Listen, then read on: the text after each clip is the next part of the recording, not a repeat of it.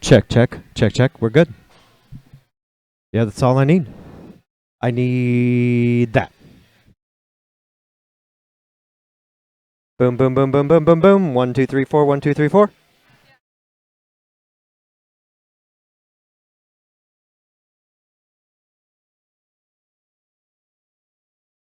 Check, check, check.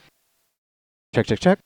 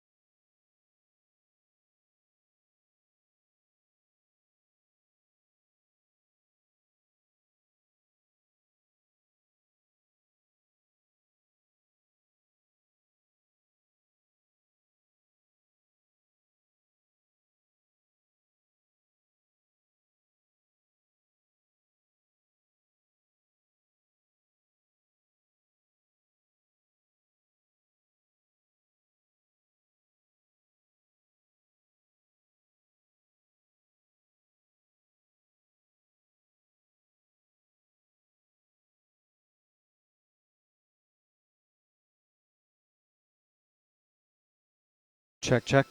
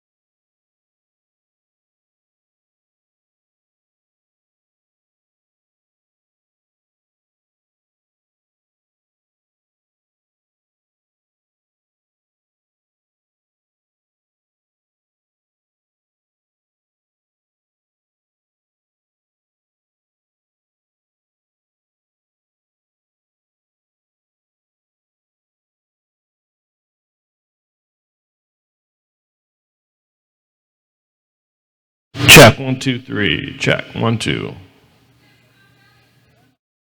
Is that a good level? Okay.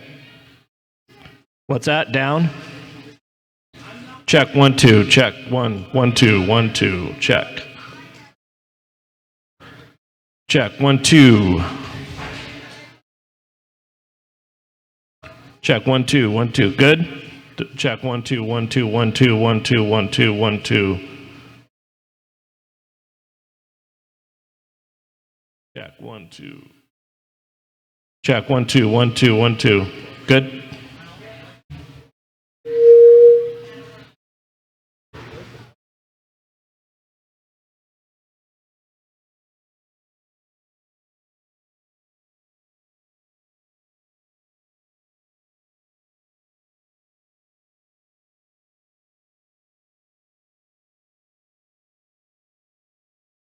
Check, check, check.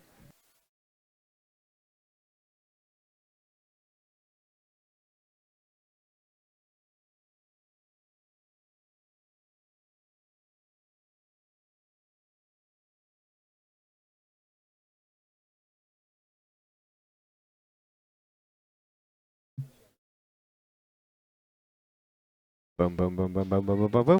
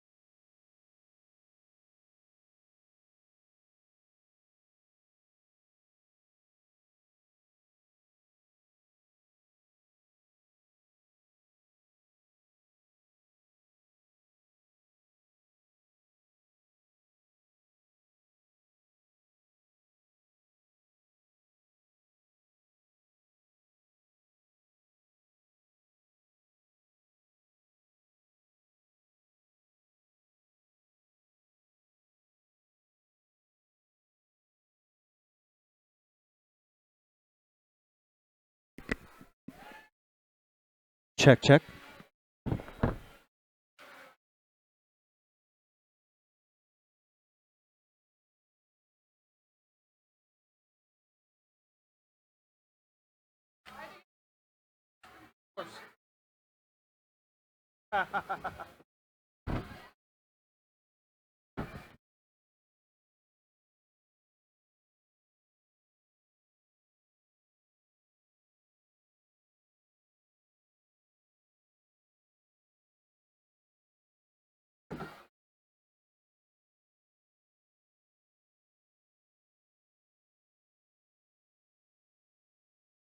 Either of you know who the national anthem singer?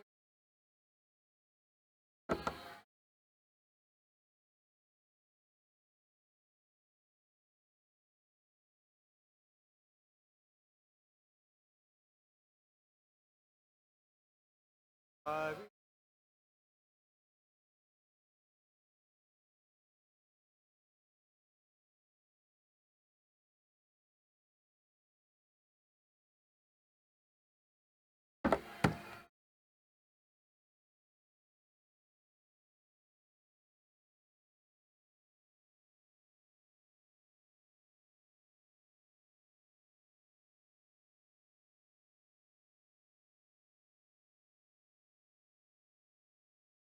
and is this the thing where we're positional for the first game?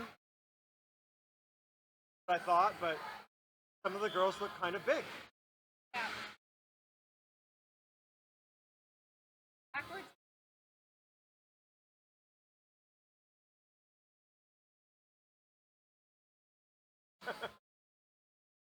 Crazy, isn't it? I know, right? Train them young. They're like Rocky 4. You don't know Rocky 4. You're like, no.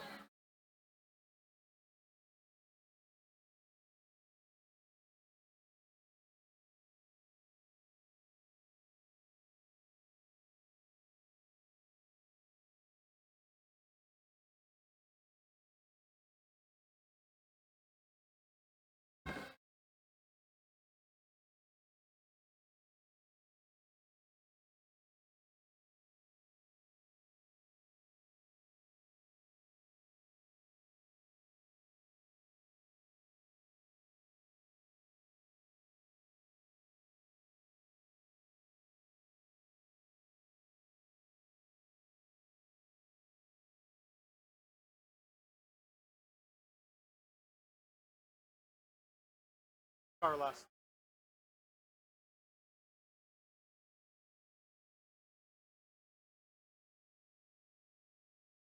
And watch the screen light up with like, the name is Ziggy Scarlust. That's super appropriate.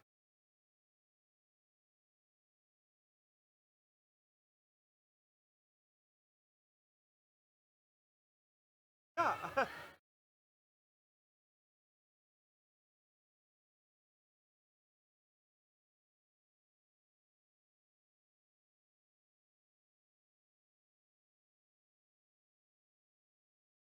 Juggernaut. No. I'll take it over New York. I care about. It's about beating Gotham's. Hello,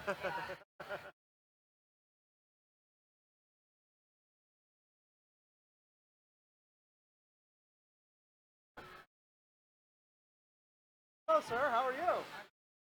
Doing well. Yeah. More.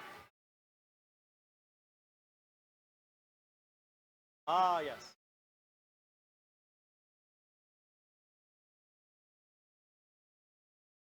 We are over. We're over off the Burke Gilman Trail. Oh, Kenmore Lanes. Or the same. So we're a little bit towards Seattle from Kenmore Lane.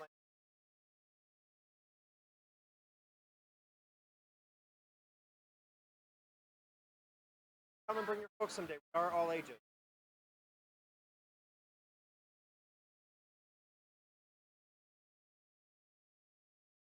Have a game. We also have a trivia night. Yeah.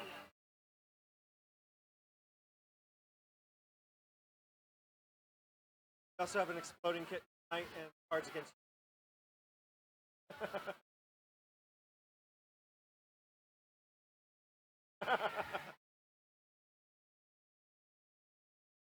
Yeah, he's right there. Or he was right there. Yeah. That's where I got that.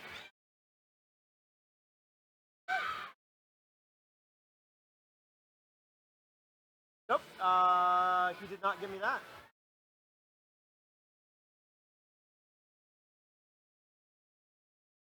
Okay.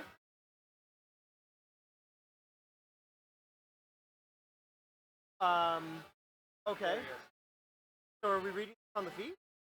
Okay, good. I'm like, that seems not like something that I want to do. Oh, yeah, sure. That seems.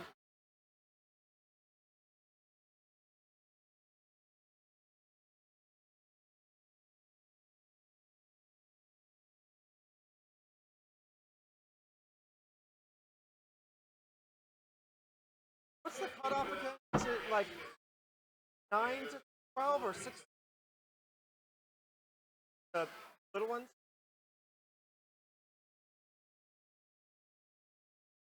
Okay. Yeah. But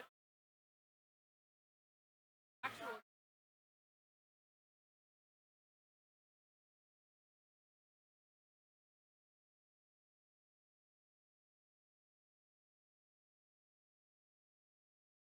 Or are they like 11 to 13? What's the high? 12? Let's just say for the rose petals.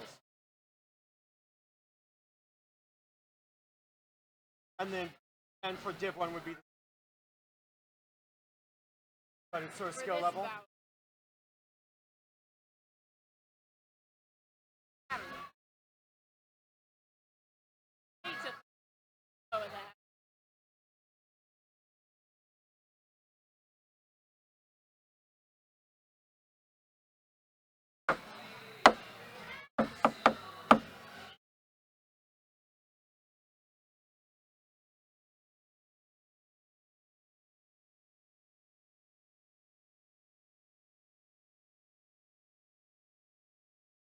Tons. Stars now.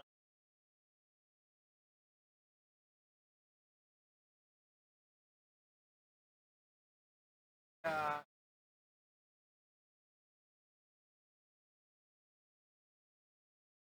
126. You're right. Yeah, the little logo in the corner. With a. Is that an Avenger fight?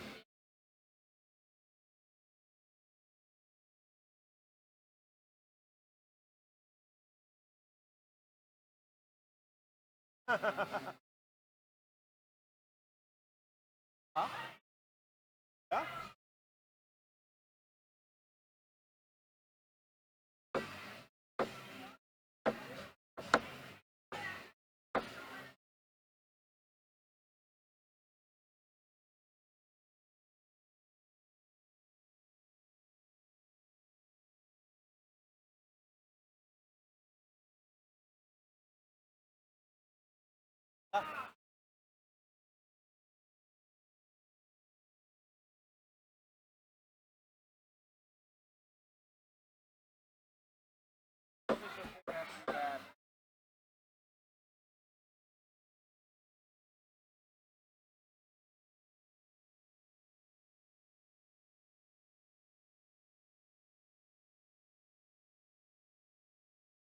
I just some I went.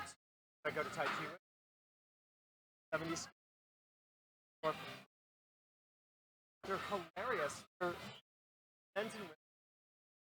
They're artistic boots with some Snyder knockoff on the bottom, but the guys' boots are black and they have like flame thing happening at the very top.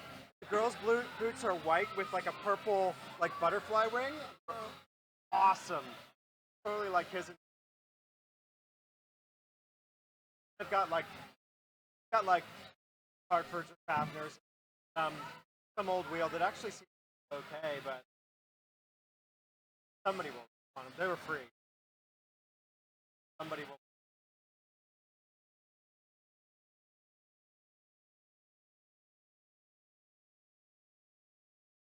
Pretty sure.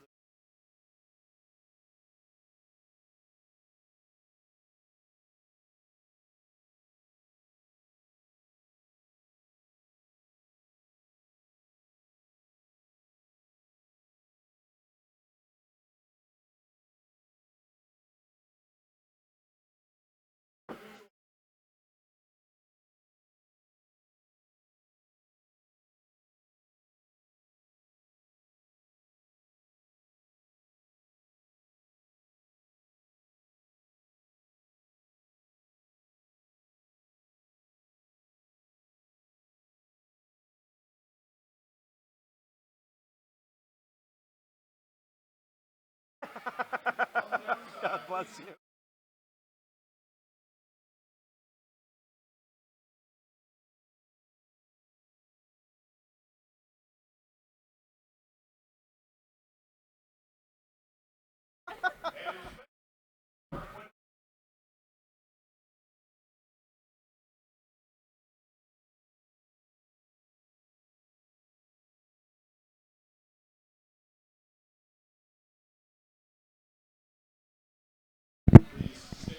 Check. Oh, hey, I can hear myself. Check, check, check, check.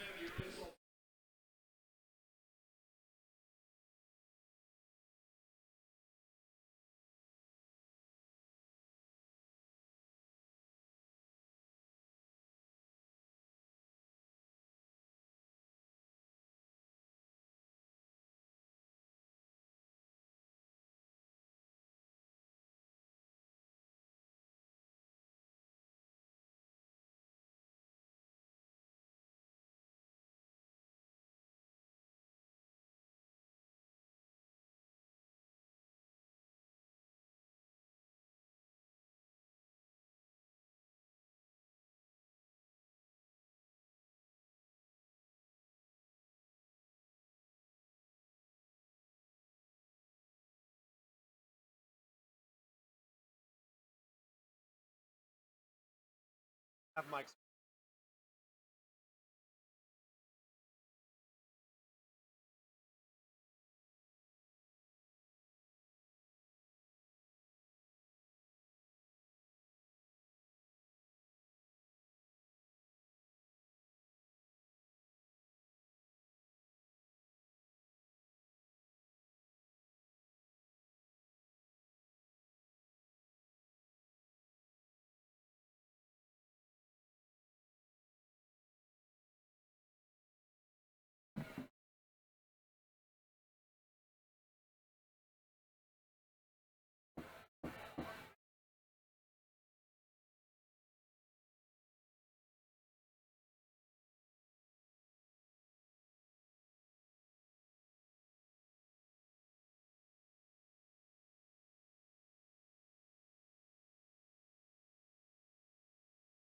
Both have 7.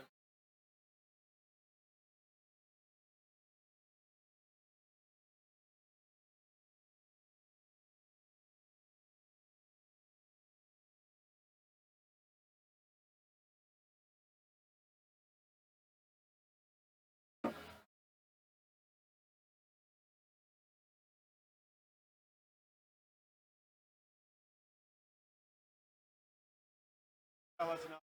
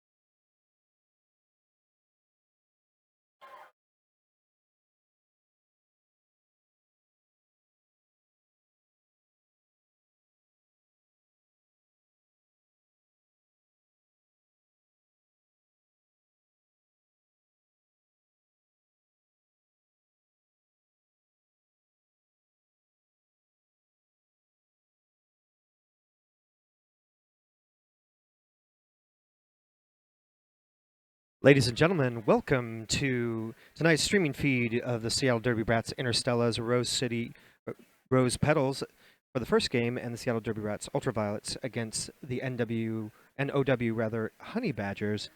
Right now we are rising for the national anthems for the respective teams. Looks like NWO is starting with, I would assume, the Canadian national anthem. Canada, our home and native land, true patriot love, in all our sons command. With glowing hearts we see thee rise, the true north, strong and free. From far and wide, O Canada, we stand on guard for thee. God keep our land glorious and free. O Canada, we stand on guard for thee. O Canada, we stand on guard for thee. That was the NWO. Thank you, Honey Badgers. Oh, Canada. And now please stay. Up next, we will have Kangaroo singing, or Irene, rather, singing the United States national anthem. Oh, say, can you see by the dawn's early light what so proudly we hailed at the twilight's last gleaming, whose broad stripes and bright stars through the perilous fight o'er the ramparts we watched were so gallantly streaming, and the rocket's red glare, the bombs bursting in air, gave proof through the night that our flag was still there. Oh, say, does that star-spangled banner yet wave o'er the land of the free and the home of the brave? And that was Irene from the Seattle Derby Brats singing the national anthem, getting us going here for tonight's games. We do have a doubleheader here in the Rats Nest in Seattle here tonight. It will be the Seattle Derby Brats, the younger skaters, Ultraviolets against, Seattle Derby Brats Interstellas, rather, the younger skaters against the Rose City Rose Petals. Second game tonight will be the Seattle Derby Brats Ultraviolets against NWO Honey Badgers. Stick around. If you have not seen Junior Roller Derby, you are going to love it. You're in for a big treat. I'm LeGrand Mort. I'm Daddy-O. And we will be shouting at you on the stream tonight. Younger skaters starting the first game is going to be somewhere between 8 and 13 years old in general. They do play under the JRDA Code of Conduct, but the rule sets for the two games are slightly different. Positional blocking only in the first game, and then the second game full contact. That is correct.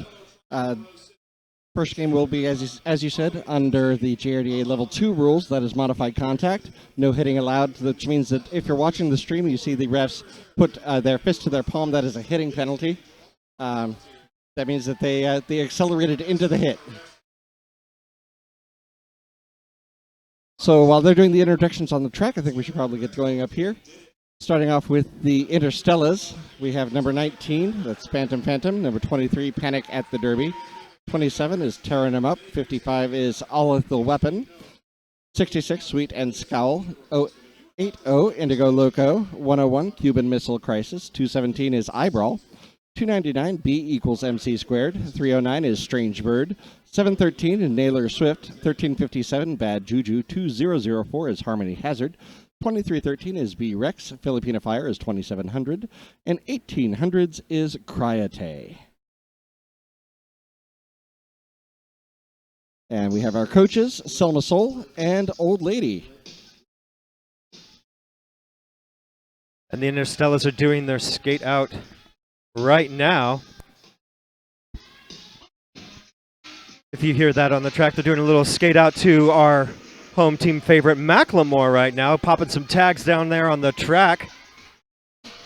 Seattle Derby Brights loves to do videos, especially for the Interstellas and for the Ultraviolets. They've got a great production team.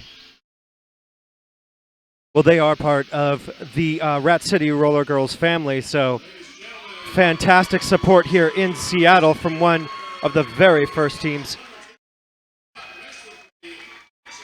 And now the Rose City Rollers taking the track. Number 1, that is Donut Mess With Me. Number 3, Ziggy Scarlust. Number 5, Pop Sicko. Number 7, Fast and Curious. Number 8 is LCU Later. Number 11 is Smash Tag. Number 18 is Rotten Candy. 31 would have to be Kid Vicious. 51, Crazy Train. 65, Dragon Slayer. 84, Ferocious. 122 is Square Knot. 128 is Corky Daisy.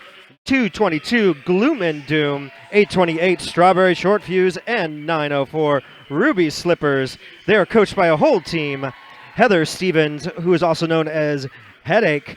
Heather Russell, also known as Puss in Boots. Amethyst Davis, also known as Jamafist. And because we got some time, I want to give a little shout out to the non-rostered skaters. That is 132 Banana Scream Pie, 21 Fright Town, 202 Heartbreaker, 17 Lizzie Trickster, 10 A-Bomb, B52 Bia Stringas, and 38 Shitlu. This is the Rose City Rose Petals, and we are so glad to have him up here north in Seattle tonight. This is going to be awesome. We got Oregon, we got Washington, and we got BC. It's basically Cascadia in the house tonight. Well, this is a rivalry that goes way back from adults and is now trickling down to the younger skaters. We love to watch the black and white, or the black and gold, or so the green and white against the purple. It is fantastic to watch two very highly skilled derby communities bringing very highly skilled young players to the track in a feed program. Going to be the future of derby in those two vicinities, and it's great to watch them start here. Absolutely. Seattle Derby Brats, of course, have a really long history doing junior derby, going with the Tootsie Rollers, starting way back 7 years ago. Rose Petals not too far behind them. Both of these teams have met before, meeting here tonight. And like you said, it's basically a rivalry that's been going on for 7 years now. And just watching the warm-ups between the two younger skaters, the amount of skills, the drills, the kinds of skating and the things that they are doing on the track, rarely done by adult skaters, even if they've been skating for a good while, unless you're a roller derby skater. So I saw some backward plow stops happening from Portland, all sorts of crazy stuff. If you think that you're in for just like a derby light because there's non-full contact, or because they're younger skaters, you're thinking the wrong thing. That is not what's going to happen here. You're going to see some great skating skills from both the younger and the older players, whether they are hitting or not. Absolutely. What you're going to see here is the fundamentals of roller derby. They start training this young and positional so that they're able to get in the way, get to where they need to be, and not concentrate on trying to hit or take hits. They're basically practicing the skills that they're going to need to be able to not have to hit when they're older. Which is a great skill to have, because while we do enjoy the big hits, that's part of roller derby. One of the things that a hit can always bring is it always brings the possibility of a penalty.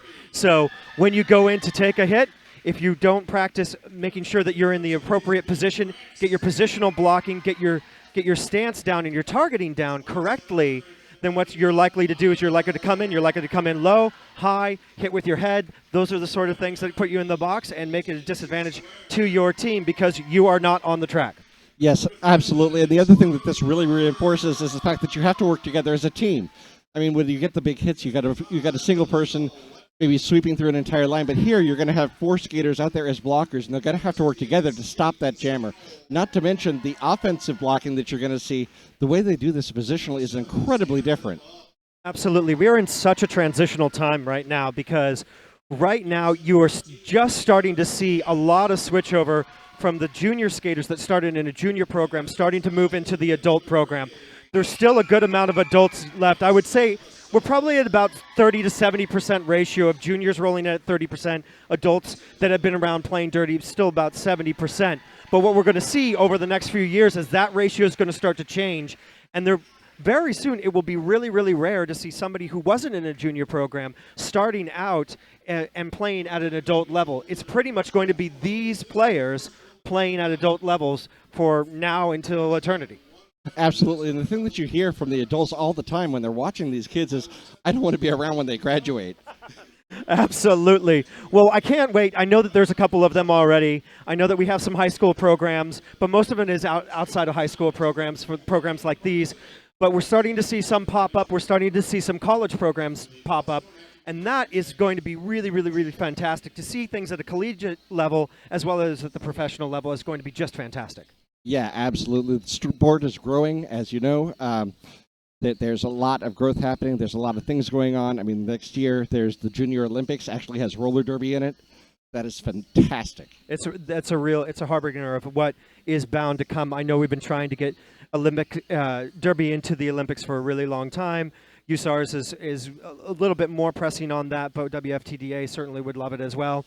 As those two battle out those rule sets, what is really apparent is that there's a lot of push by the fans and also by the sport that we will see this at an Olympic level, at a professional level. This will happen very, very soon. I'm thinking within the next 2 to 5 years. Not happen quite as fast as I thought it would, but, there's still just a great push for it. And as these rule sets get kind of sorted out, it's just inevitable it's going to happen. Yeah, it will, absolutely. And honestly, the JRDA is really dedicated to this rule set right here and in keeping the kids skating what they know, and honestly what the fans know and what they like. Absolutely. And what we all like is roller derby. And we have our countdown to derby is already over. We have officials on the track. I think we're just waiting for the skaters now. Yeah, I think we're just doing some final gear checks, just making sure that everybody's got everything tight and where it should be. That actually is another difference that you'll see with the juniors, especially under JRDA, than against the adults, is gear checks. We like to make sure that the kids are safe. The adults, of course, taking responsibility for their own. But under JRDA rules, we actually still do the gear checks. Well, it makes a whole lot of sense because at this age, you may not have had a whole bunch of experience with your gear. You may not. This sort of thing may be new to you. So it makes sense to just put a little bit of extra emphasis on making sure that everything fits right, that everything is safe, there's nothing tearing, there's nothing loose. That's the kind of things that we should see at this level. Indeed. I expect to hear a whistle any minute because the refs are completely away from the benches now. And we have our OPRs taking position. And there we go. Just give us a chance to. We would certainly like to give a shout out to our referees and non-skating officials, and our EMTs. Thank you so very much. Without them, derby just does not happen. And it looks like we've got a little scrum going to start at the beginning of this.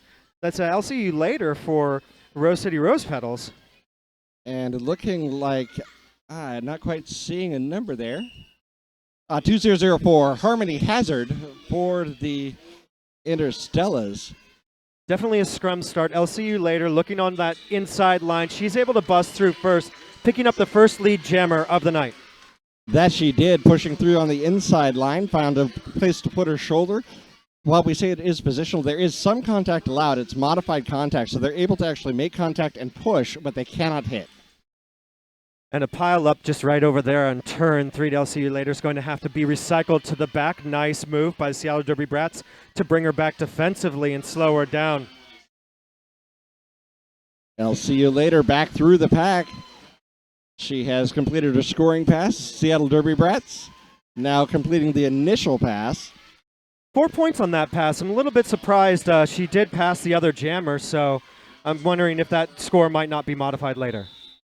That is entirely possible. I think that she did make the pass, but she was recycled. They should have gotten the jammer lap point. You're absolutely correct.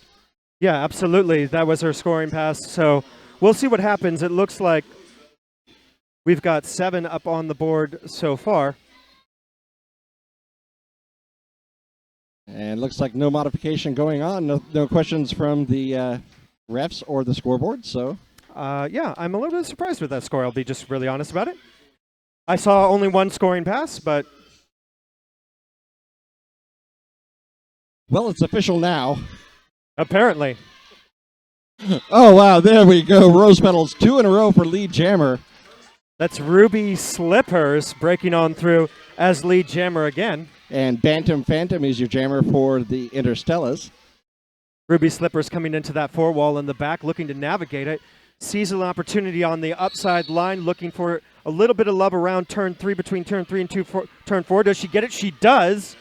And that's going to be all 5. That's the score I expect. That would be the score you expect on a back block called on Bantam Phantom, so this is going to be a power jam for the Interstellas.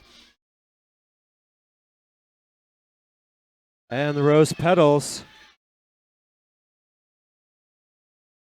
They're falling to the back, hoping to pick up that split pack. Now, yeah, they do get an out of play call down. That's going to release Ruby Slippers. So she'll pick up another 5, turns a nickel into a dime right there. 10 points so far for Ruby Slippers. Strange bird call on the out of play call. Could have gone to just about anybody. They were out of play. I expected maybe a split pack, but like I could see that the Rose Petals had held back. Derby Brats had gotten out a little bit front, so potentially out of play. So, and honestly, that's kind of the strategy of the passive defense. So exactly. Ruby Slippers, she's going to pick up a cut track penalty, and she has passed the line of no return. So this is a long way around for Ruby Slippers. That is going to allow the Seattle Derby Brats to come in with speed on her feet. Bantam Phantom looking to make us some ground here. Push to the inside there in turn 3. She's going to have to recycle. That's going to eat some time off of her power jam. Really nice bridging by the Rose City Petals right there, getting Bantam Phantom back as far as she possibly could in the recycling. Wow, nice move. 1 foot on the inside there in turn 4, completing a 5-point pass, and that will be the end of the jam. Looks like they froze the Rose Petals in the box. So 22-5, as you can see. Ruby Slipper's going to start this jam in the box. That means Naylor Swift will start in a power start. Naylor Swift, a power start. Looks like 4-on-4 on the track for the blockers. So only the jammer in the box. Naylor Swift looking on that inside line, gets closed down. That door is not open for her. That it was not. SDB trying to set up some screens up front, pop her loose. Looking for the friendly side on the inside. Oh, tries to jump the apex, not quite enough. Naylor Swift, really smart move there. She almost crossed back in, but then she was able to get herself turned around, staying on the outside. And that is Ruby Slippers taking advantage from the chaos through. Naylor Swift is about a third of a track behind, I'd say. That she is. Ruby Slippers, a great move, taking lead jammer away from the Derby Brats on that power start. It looks like Ruby Slippers might have picked up some. Nope, we're going to go 0-0 on that. 5:24, 25 minutes left in this first period. Still great protection by Ruby Slippers, point protection there, getting the lead jammer and calling it off. Yeah, came right in. She came right in, dominated that, got in as lead jammer. She didn't start in the power start, but she took advantage of the fact pack was really close to her, and she took advantage of that chaos. We're going to start with Corky Daisy for the Rose City Rose Petals. And that looks like B-Rex down there for the Interstellas. B-Rex runs right into that line of purple, but Corky doesn't have much better. Harmony Hazard bringing Corky all the way down, and bam! That is the Seattle Derby Brats lead jammer by B-Rex. Lead jammer by B-Rex pushing the entire pack of the Rose Petals out front. B-Rex going to bust it on through. She's going to keep it rolling. I like it. I like the moxie. Well, the initial pass hasn't been completed yet. And I believe that is a back block call, so power jam for the Seattle Derby Brats. B-Rex rolled on that, and it seemed like she won, but now she picked up a back block herself. So we're going to the Portland skaters, but 2 are going in. I didn't see the other penalty, but that means a 2-blocker advantage for Seattle Derby Brats. Big opportunity for them right now. Oh, Rose Petals trying to take her to the inside. The forearm called on the SDB jammer. And that's how quick an opportunity can just fade away. B-Rex picking up that forearm, which means that Corky Daisy is out there as the lone jammer. Even if she doesn't pick up points, what's going to happen is that she can skate on the track and knock down seconds off this 2-minute jam where she is deeply depleted for offense and defense with only 2 blockers. Wow, I just want to talk really fast about what SDB did there. They surrounded the jammer, did a positional. None of them were stopping. Everything was moving forward, so no penalties and just pushing her to the outside of that track. That was a great penalty kill. Seattle Derby Brats knocking that down, so now they can enter this jam with a jammer on the track. That's Ziggy Scarlust for Rose City Rose Petals. And I believe I think it's that Sweet and is Scowl. Indigo Loco? Sweet and Scowl, Sweet and 68. Scowl. Oh, I was looking at an 080. I was looking at the wrong one. Sweet and Scowl, you are correct. Ziggy Starlust finds the opportunity just right around there, right after the beginning. So she is out and running. Sweet and Scowl about a half track behind right now. Strange Bird trying to give her friend a little bit of help. Did so, but picked up a backlock penalty in the process. Ziggy Starlust able to push on, get through, picks up 4th points. Sweet and Scowl enters. See if she did get a couple off of that. So Scarlust not quite able to call it off soon enough. Going to give up a couple of points, but still a hefty lead by Rose City, 39-13, 21 minutes and 30 seconds left in this first period. A definite lead by the Rose Petals here, but SDB hanging in there, not giving away too many points, and beginning to kind of come back here a little bit. Absolutely. We're starting to see penalties start to weigh a bit on the Rose Petals. We just saw a couple of jams back. They had 2 blockers in the box along with their jammer for a moment. So that's tough. You've got to kill those. You've got to kill those penalties. And when you're killing penalties, you're not making points. But this right here is what the Rose Petals are wanting, and it's what they were doing early in the game, getting those lead jammers, controlling the clock, controlling the game. Absolutely. Ruby Slippers right now, another lead jammer. Seattle Derby Brats not been so successful at getting lead jammers, so they don't own the clock enough. Ruby Slippers able to hold on to 4, keep 0 to the other. That's just textbook roller derby. Looks like SDB actually picked up 1 point on that jam, so you didn't call it off quite soon enough. Perfect. Yeah, absolutely. You try to get it. You got to fight to that 4th whistle, and when you do, it does pay off. Sometimes that 1 point, that's the one that wins you at the end. Absolutely. I've seen it happen so many times. Now we got B equals MC squared out there for the Seattle Derby Brats. And that's Fast and Curious, number 7 for the Rose City Rose Petal. B equals MC squared, just going left and right and center, trying to find an opportunity. Little bit of chaos that Fast and Curious took advantage of. So she was able to come in right on that inside line, turn 1. Yeah, unfortunately, it looks like the Seattle Derby Brats started following their jammer a little bit, trying to give her a little bit of help, and left that inside line open. That is the double-edged sword of playing some actual offense, rather. Sometimes it works, sometimes it gives an opportunity for the opposing skater, and right now, big opportunity, 5 points so far for the Rose Petals. Donut mess with me on another scoring pass. That's a grand slam. Seattle Derby Brats' defense right now just actually trying to find their feet. They seem a little bit taken by almost a woman on woman offense back there previous to this bifurcation. They just seem to be controlled by Portland. And now it looks like they're getting a little bit together. A recycle there, forcing a call off. Unfortunately, it looks as though there was no call off. Huh. I saw hands to hips. Apparently nobody else did.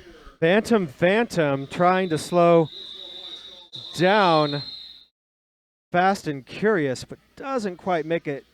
Another big jam, 14-0 for the Rose City Rose Petals.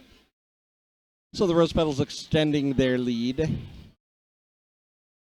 little bit of confusion on the bench as they're looking at who to call. You were talking about penalty trouble. Now that is penalty trouble. You've only got 1 blocker on the track for SDB along with their jammer. 3 blockers, 2 sitting, 1 standing. It's like we got eye brawl against Ferocious for the Interstellas and the Rose Petals respectively. Eyebrow pushing as hard as she can, but that is ferocious. Ferocious ran into her own player to break through that wall. Kid Vicious was in her way, and she just kind of pushed her out of the way. That she did. They're both coming to the back of the pack now. A little bit of a scrum. Rose Petals recycled, looking for that inside line, still switching to the outside. 2 up front, calls the jam. She'll pick up 1 point, and 1 point for Seattle. Filipina Fire working with her defensive teammate there to close the door in the front, shutting down Ferocious, keeping her to just those couple of points. And now we got Sweet and Scowl out there for the Seattle Derby Brats with the star. And it looks like LCU later for the Rose City Rose Petals with the star on theirs. Both jammers backing up a little bit from the line, looking at each other, now looking at the line itself, trying to find a way through. Sweet and Scowl has a line up front, looking for that gap. Not able to find it. She'll have to reset, and Rose Petals take advantage. I'll see you later on the inside.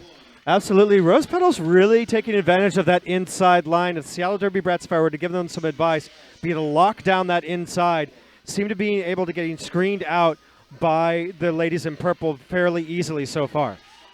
That's right, and it's looking like, especially on those corners, turn 1, turn 2. Turn 1 has been especially dangerous for them, that's for certain. So that's another 4-point jam for the Rose Petals, 63-15.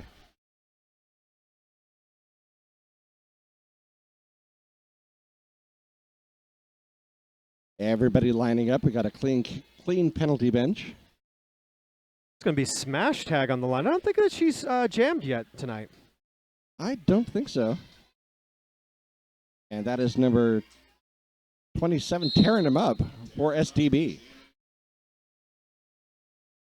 Smash Tag takes a little pile up, tearing him up, taking advantage, but Smash Tag able to somehow come up and tearing him up, taking a tumble right outside of turn 1. Going to be recycled all the way back before, just at the same time that Smash Tag comes on a scoring run. Smash Tag, super fast skater.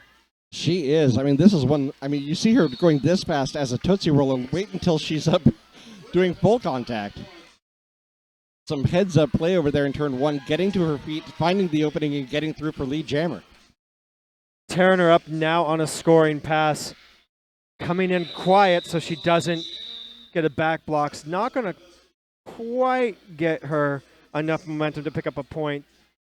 Going to pull up 6-0 in Portland's advantage on that one. That's right. Portland picking up 1 point right there at the end, so 69-15.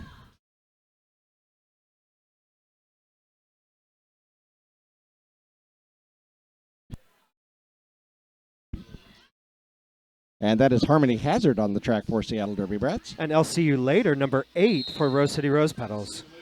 Harmony Hazard popping around the outside of her own team, now pushing forward. Not able to get separation, though.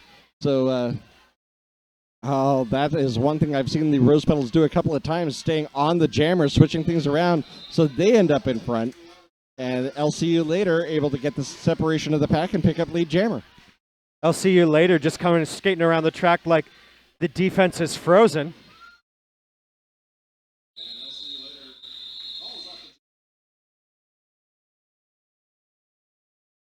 And it looks like she picked up 3 points there at the end. But hey, 3-0, 4-0. It is the tale of lead jammer right now. Seattle Derby Brats just having a terrible time picking up that lead jammer, which is so very important. You can almost tell the tale of the game just by looking at who has the most lead jams. That is true. Now we got 1800's Kairate for the Interstellas. And Ruby Slippers, who has put up a couple of big jams so far tonight. Kairate on the line for the first time this evening, I believe. Oh, look at that separation. She's getting no pack called. They will have to let her go. And lead jammer for the Seattle Derby Brats. And that's exactly what I was talking about. This is what they need to start doing. That is absolutely true. You can see that Ruby Slippers is now full track behind. Bam, right there. So the other thing that I'd like to see Seattle Derby Brats do right now is call this jam, and they're not. I think that's a little bit risky, to be honest, when you're this far behind. I think that they were trying to trap the jammer and hope for that, maybe get through and get another 4, so an 8-4. Oh, and that is That is a lucky break. I thought that that penalty was going to be on Kairate. Yeah, it was a multiplayer block, though. They were holding on to hands. Oh, no. It is. So it looks like we did get a hitting penalty. And this is why I think that it's bad to take those risks. I think you should play textbook derby at this when you're that far behind. You hit it, you quit it, you keep your 4 points. Now they're going to turn something that was a positive differential into something that's a negative differential. Absolutely, and because it's extended, you're getting penalties on the blockers too, so they end up getting their penalty count taken up. You're absolutely right. Get the 4, go home. Yep, this is a 4-0 jam that is now a 4-9 jam and is now going to be turned into a 4-14 jam. Coaches out there, watch what happened here. Do not repeat this mistake. Both jammers back on the track now. The Kairate still able to push that wall. Some great leg strength on that girl. Absolutely. Ruby Slippers picking up another 5. 4 points up for Kairate. She had completed her initial pass before she was sent to the box. Absolutely.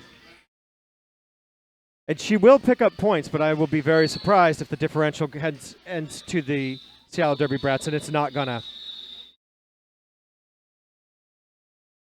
Looks as though she got 4 points, all 4 points for the Interstellas. So she was able to make up a little bit, but still 22-12. She lost 10 points.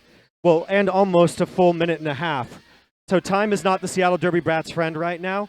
One of the things that you got to look at is not only score, but how much time do you need to savor. You need to keep the sands up in your side of the hourglass, yes, especially when you're behind. The opposing team they want to run out of time right now. If the game could end right now, they'd love it. Absolutely. That's why they want to get lead jammers so badly. They want to control the time, to control the clock. Hit it, quit it, get those 30-second count-offs. The more of those you can get, the better. But Strange Bird now out there for the Seattle Derby Brats picking up lead jammer status. And I think this is Strange Bird's first jam. Did a great job breaking through there. Corky Daisy right behind her. Strange Bird puts up the 4. Let's see if she will. Nope, we're going to keep it going. Oh. But then Corky Daisy was able to get the opportunity to get 2 points out of it. That she was. It looks as though a little bit of confusion over there on the coach's signals. Strange Bird called it off, and it looked like they were signaling for one more pass. But they'll sort that out. SDB, though, a couple of jams in a row, sending out some heavy blockers out there as jammers, maybe looking for a little bit more strength. But now they've got number 2717. That is 217, actually, Eyebrawl. Against LCU later out there. Seattle Derby Brats starting to turn around this lead jammer thing. They just got to put that together along with just some really basic derby strategy, and they'll be doing a bit better.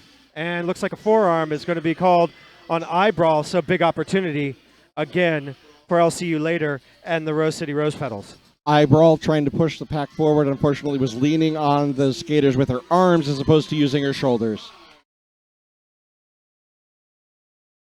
So 5-point pass for the Rose Petals. Every blocker on the track. Oh, right through the middle. LCU later. Absolutely. LCU later been a big score. You can see she's really, really solid on her skates. Not a lot of hesitation in the corners. Knows where she wants to be. Oh, yeah. Cut track. On the outside there, it looks as though she was stepping past some skaters, probably put her skate down out of bounds so she wouldn't feel the rope being crossed. That's all it takes. Eyebrawl taking advantage. So there's a little bit, I think, of a confusion about what just happened. And Eyebrawl, very smart skater, saw that confusion, just like blew on through. That was her initial pass. Now she's going in a scoring pass. SDB doing something you don't see a lot of here. Portland was set up. They were set up for the passive defense, but then they started to engage. Now everybody's skating around. You haven't seen this for a few years. No, I really love this forward skating. Where Seattle Derby Brats can help themselves out is that Portland is owning the front right now when the Seattle Derby Brats jammer is skating forward. When the Seattle Derby Brats jammer is coming to the back of the pack, they own the back. So they own each defensive position that you do not want them to own. That has to be broken up by the Derby Brats. That's right. It looks as though Portland kind of forcing Seattle to play their game a little bit. Absolutely, I think so. LCU later now back in, and she breaks on through. Eyebrawl doing so good with that initial pass has been left a little bit stymied on her scoring pass.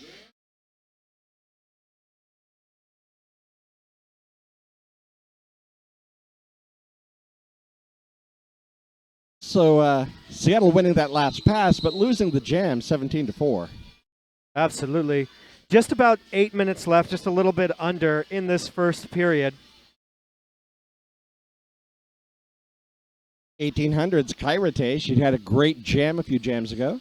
And that's Ruby Slippers, number 904, putting up lots of points so far. Both her and LCU later, really the go-to jammers. And delivering. Absolutely. Oh. You know, you're looking at these kids playing on the track, and you can tell these are kids playing on a track because they're talking to each other. They're happy. They love what they're doing down there.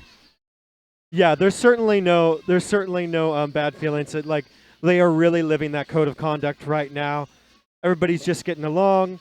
As the refs sort of figure out and the NSOs figure out what the right time is, penalties, and minutes. You know, these are just a group of girls on there having a good time and becoming the future of roller derby. I just love it. Don't see any dance parties. This is one of the few bouts that I've seen that actually has music. Probably one of the benefits of being part of the Rat City family is they get to actually have music at their bouts. Absolutely. All right, we're going to come on back. That is Ruby Slippers against Karate. 5-on-5 on the track. That's the way we like to see it. Ruby Slippers pushing on that outside line. She's being held back by Sweet and Scal doing some good positional blocking. Karate is going to break on through. She might get held up. Yes, she does, but she is lead jammer. Kairate able to get lead jammer squeaking around the outside with a nice juke move.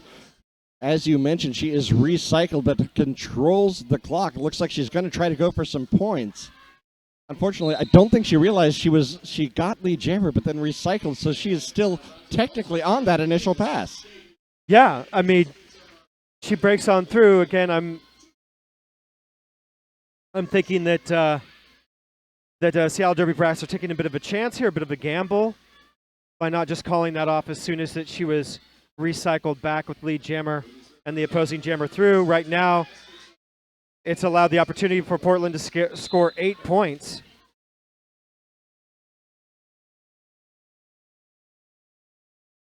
Pack a little bit thin right now for Portland. 2 blockers are now sent to the box. So maybe it will pay off. Karate is able to just scoot around that outside. Not a lot, but she did look like she did pick up a cut track.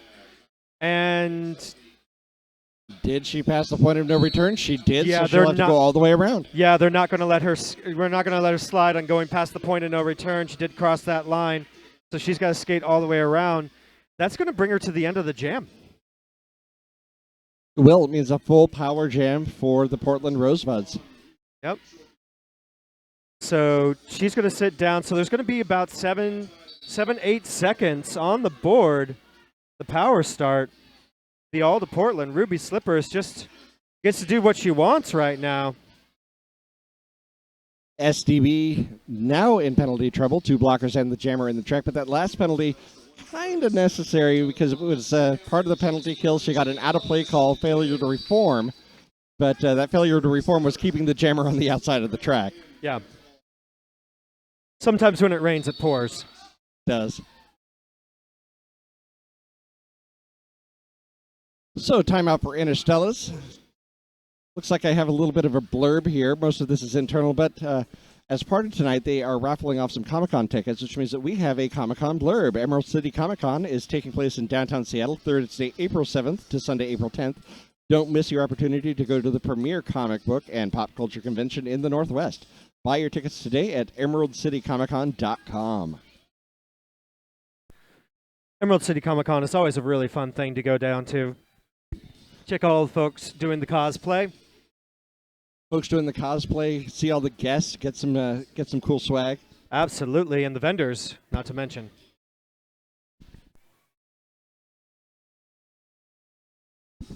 I work downtown now. It's going to be kind of fun. Oh, it's a trip when once Comic-Con comes to town, and it's like, living in an anime film for a little bit, just watching everybody kind of go on down. And it looks like timeout is over. Everybody being whistled back to the track. Interstellar is a little bit slow coming out. I think it was smart to call timeout. I might have called it a little bit sooner. Definitely momentum has not been going to the Seattle Derby Brats, so just giving a little bit of like, hey, let's take a breather, let's try to regroup. Probably not a bad idea. SDB back on the track, taking the front of the track. Looks like they are really, really focused. Had some good conversations. Oh, but a little lack of focus right there as the whistle was going.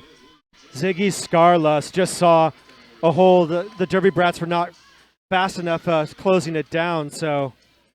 But now surrounding her, doing some good defense, but that unfortunately is going to leave their jammer alone to work out. It looks like, it looks like SDB put out their penalty killing team because those kids were really around her, really strong. It looks like they had practiced that really hard. Unfortunately, their jammer released from the box. They succeeded in killing the penalty, but their jammer then had to do the hard work. Absolutely. Meanwhile, Ziggy Scarlust going to breaking on through, 8 points so far.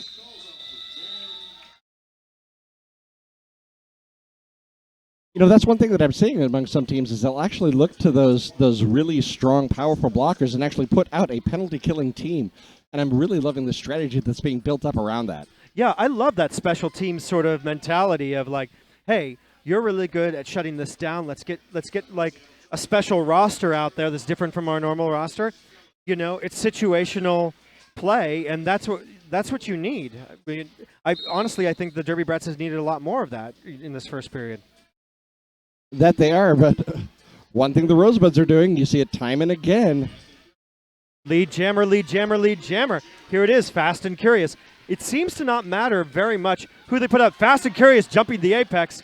She'll run into her own players, so that's not going to get her a low block. Totally legal to hit your own player wherever you need to. Absolutely, and But the Rose Petals bench over there just went nuts when she jumped that apex. It was really fun. It wasn't for show. She had one skater to get around. It was the right position for her to jump the apex, and it was a fairly easy jump. Had she not run into her own player, it would have been seamless. That it would. Naylor Swift now on the jammer line for SDB. Kid Vicious for Portland. Yes, indeed. Kid Vicious with that purple scarlet hair breaking on through.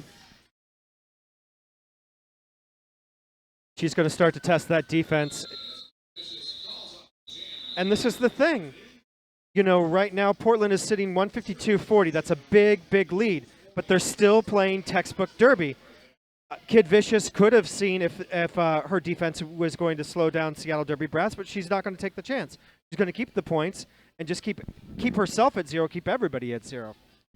That she did. Point protection is the name of the game, as everybody knows here. 3 minutes left in the half, 152-40. I mean, they can afford to give up some points, but they're playing a game here. Absolutely. Tearing them up now out there for Derby Brats. I'll see you later for Portland. Tearing them up looking for the outside, but it is LCU later on the inside of the track. Once again, they're in turn one on the inside line. I know. I saw tearing her up see that outside line in between turns 1 and 2, and I was like, she's going to break it through, but LCU later had already solved the inside. But tearing her up, now LCU later not calling it off in time. So there's an advantage right there where it went to the Derby Brats. 4, hold it to 0. That's the way you need to be. Tearing them up, finding a gap right in the middle of the track. Nicely done. That was just a lot of power from tearing her up, seeing that center hole and just making it happen. Sweet and Scout now jamming for Seattle Derby Brats. And that'll be smash tag for the Rose Petals. Once again, a clear penalty box, 5-on-5 on the track. That is, as you know, how we want to see it. Smash tag pushing on the inside. Sweet and Scout trying to find a gap, push the track forward. There we go once again. Smash tag. Her size and advantage there gets lead jammer. Smash tag just making it past Bantam Phantom. It's one thing I'm seeing here. Sweet and Scowl taking very careful time trying to engage with these players. They're shorter than her. She had to lean down to be able to engage them and didn't want to pick up that penalty, but I think that cost her. Yep. Smash tag just taking that 3. Filipina Fire now on the line for Seattle Derby Brats. Show up against Ziggy Starlust. Seattle Derby Brats lining up right there on the Seattle Children's Jammer line. Ziggy Starlust doing a little bit of a Bowie tribute, as you would expect. Lightning bolt across the face, sees it on the outside this time. She's going to pick up, again, another lead jammer for the Rose Petals. That time on the outside line. Yes, indeed. Filipina Fire now getting a little bit of separation. Didn't get the no-pack call. But there is a multiplayer block, so that will pop her loose.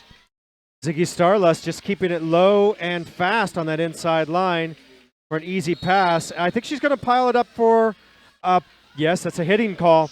So now Ziggy Starlust headed to the box and a long way around. Big, big opportunity for Filipina Fire right here. She didn't control her entry into that pack, ended up hitting a hitting penalty, so nice advantage for Filipina Fire. Get some of this back. Corky Daisy in the front, slowing down Filipina Fire a good amount, but that puts 5 points up for Filipina Fire, so she will get a 1 point differential her direction now for 49-159.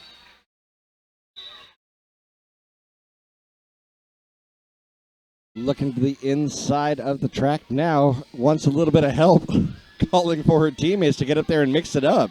This is exactly what I'm talking about. Portland, when they need to be in the front, they're in the front. That's where they need to be right now.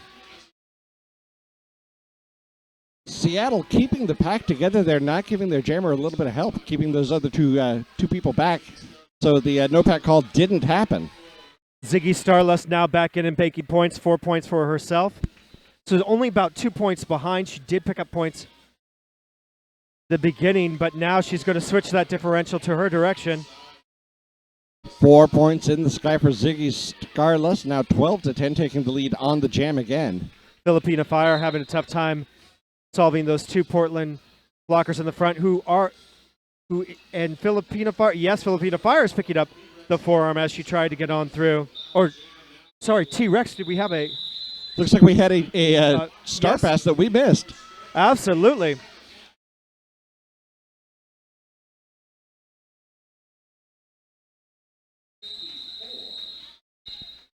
So that is the half. As mentioned, 15 minutes until Derby starts again. What a first half, 171-56. But both of these teams just really fighting it out. Absolutely. What we're seeing here, as you said before, is there is a lot of work going on for Portland to pick up those lead jammers, and that's certainly serving them well.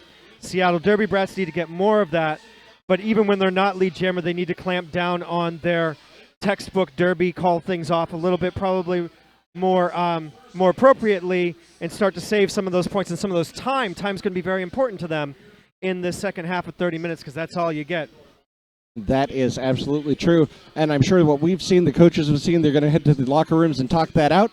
We'll see you back here in about 14 minutes.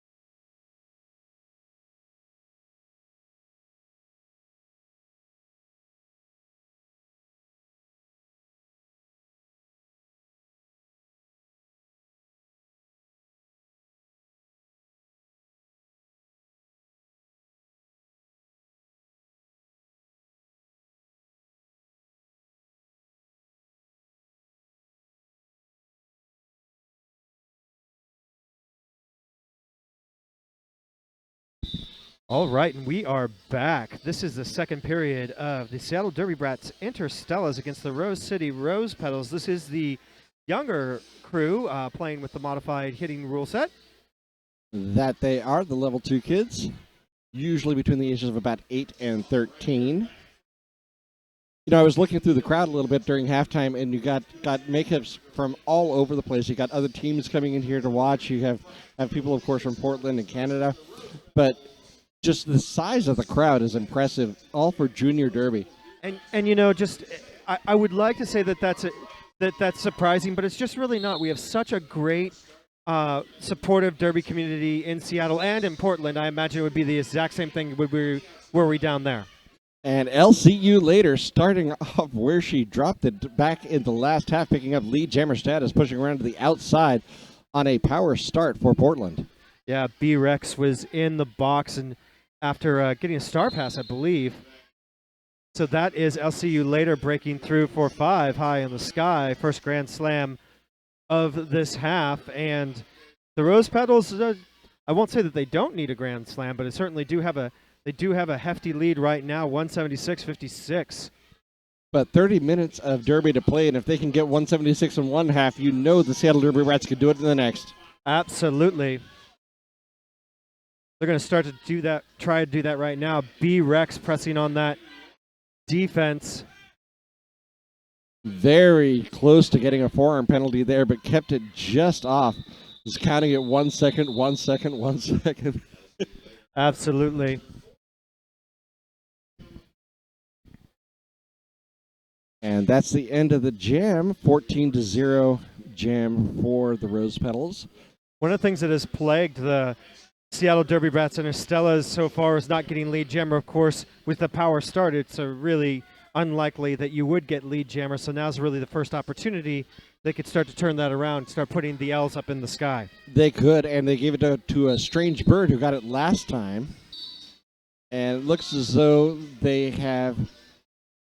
Oh, they let her on the track. We had one Seattle Derby Brat in, and it looks as though she came in behind the jammer line, but they're letting her stay on the track, but in the penalty box.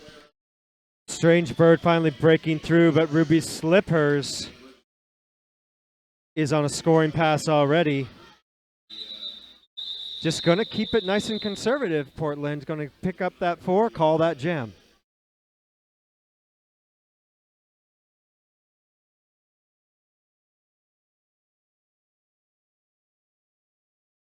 So one blocker in the box for Seattle as they pick up this second jam of the second half. And looks like we have Naylor Swift on the line for Seattle. And Corky Daisy, number 128, for the Rose Petals. Grunge versus country. Absolutely. Oh, Naylor Swift almost had it on the outside, pushed out, but it is Corky Daisy popping up like a daisy for lead jammer status. Naylor Swift able to break on through right there. Just getting around Ferocious. But Corky Daisy is going to roll it and gets the signal from her coaching staff, who continues to play conservative, taking that 4 points, calling that jam. That she did. Her teammates able to keep the pack going just fast enough, so Naylor Swift, yes, not able to catch up and score any points. Seattle handing off the start to tearing him up now. She'll be up against Smash Tag. Switching off now, Portland with one blocker in the box. And a little bit of a pile-up, courtesy some issues, and it looks like Bad Juju's having a skate problem. She lost her skate in that pile-up. And she lost it with the laces laced, which makes it that much harder to get back on. That it does. Guiding her off the track and out of the ref lane. She'll have to get her skate back on, but that's effectively a penalty. They're down a blocker. Absolutely. Smash Tag taking advantage right now is slightly diminished defense, making it look like a skating class. She's going to take a little stumble coming out. B-Rex alertly recycling or forcing her to stay off the track for a little while. Oh, that was very close to a back block there. Tearing them up, coming out from outside the track from the penalty box. Now starting to engage the pack again, but meanwhile, Smash Tag's already put up 14, heading for more, and makes it look easy on that inside line that the Portland just seems to have owned. If it was Monopoly, they would have bought inside line avenue. Tearing him up. Passed off the start to Kayarate.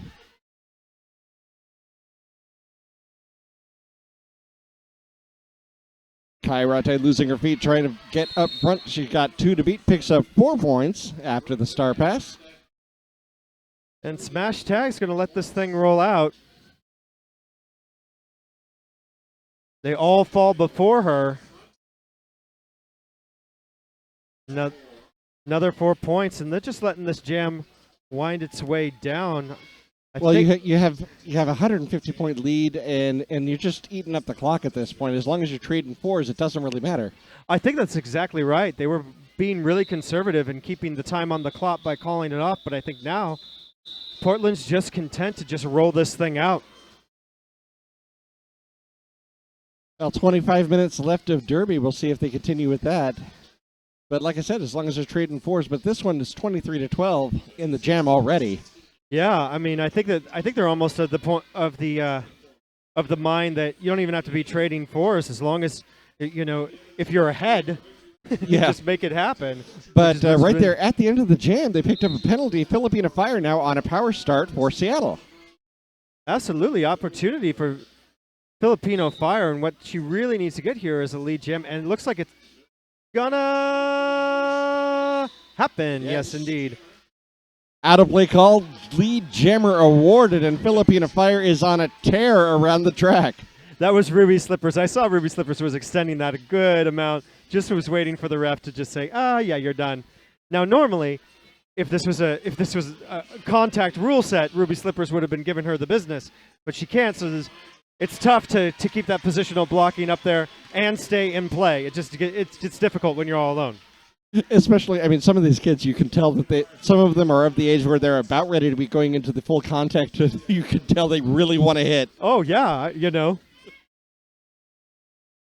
Smash Tag now back in. Pulls through a scoring pass. Filipina Fire getting the signal to call it off. But it doesn't look like she did it in time, if I'm correct. No, it looks like 3 points, or 2 points either, awarded for the Rose Petals. Yeah. And that'll win the jam for Portland 6-5. Now, passing off to Sweet and Scowl for Seattle. I'll see you later. Oh, that's the jammer. Yes, indeed. Oh, no, sorry. I have that wrong. It's Ferocious. Ferocious. Oh, nicely done on the inside. Sweet and Scowl keeping her feet and picking up lead jammer status, shrugging off the rest of the team, but it is a foot race around the track. Oh, I love these skate races. Look at both jammers just foot to toe. Slowing it down as they come into the pack because they can't hit. But up front, it is Sweet and Scowl. She's only got 2 to beat. No pack called. They have to let her go. There's 4 points on the board for Seattle. Ziggy Starlust had to let her go. And Ferocious now in trouble. Sweet and Scowl, she could get around her own players. B-Rex combining with the rest of her team over there, really controlling the Portland Jammer, and that is one thing that Seattle does very well. I'm glad to see them start pulling that together in the second half. Sweet and Scowl just inches away from putting the biggest jam on. Now there's a star pass. Corky Daisy taking the star over from Ferocious. Sweet and Scowl had 1 to beat up front. She did, picked up the Grand Slam, calls it off. A huge jam for Seattle, 14-2. And that is what I would expect to have happen there. The Derby Brats putting up 14-2, 12-point differential, calling that jam. That's the kind of Derby they need to start playing, and lead jammer to boot. They couldn't have done it if they didn't have lead jammer. No, they couldn't. So maybe we're seeing a little bit of a switch here, a little bit of a change. Seattle pulling it together a little bit more. I certainly hope so. Tearing him up now out there for the Interstellas. And that looks to be... Fast and Curious, I do believe. Nope, sorry, that is Donut Mess With Me, which I believe this is her first jam tonight. That is Donut Mess With Me now jamming for the Bros Pedals and the lead jammer for Tearing Him Up. So I'm wondering if what we're going to see from Portland right now is them to reach a bit back a little bit further into their jammer roster since their lead is so far. Yeah, kind of pulling off their front line, giving them a little bit of a rest, give some experience to these kids who are coming up a little bit more. Absolutely. Everybody needs experience. Oh, nice. Watching Portland bring that together, just the positional way they were able to use those hips and lean into the jammer for Seattle and force her to the outside. It was a thing of beauty. It really is. Look at what Gloom and Doom did. She recycled tearing him up all the way to the back, and then she got all the way to the front because she was not going to be an easy point. And they are really learning well, stretching all the way down one side of the track. So knocking on the century door right now, 97-224. 10 points so far for tearing him up. And that'll be the end of the jam, tearing him up. 10-0 jam for Seattle. 97-224. And they're going to hand it back to Strange Bird. Strange Bird has strung together a couple of great jams. See if she'll do it again here. Yes, indeed. And that's going to be Kid Vicious, who I believe's only jammed once in the first period.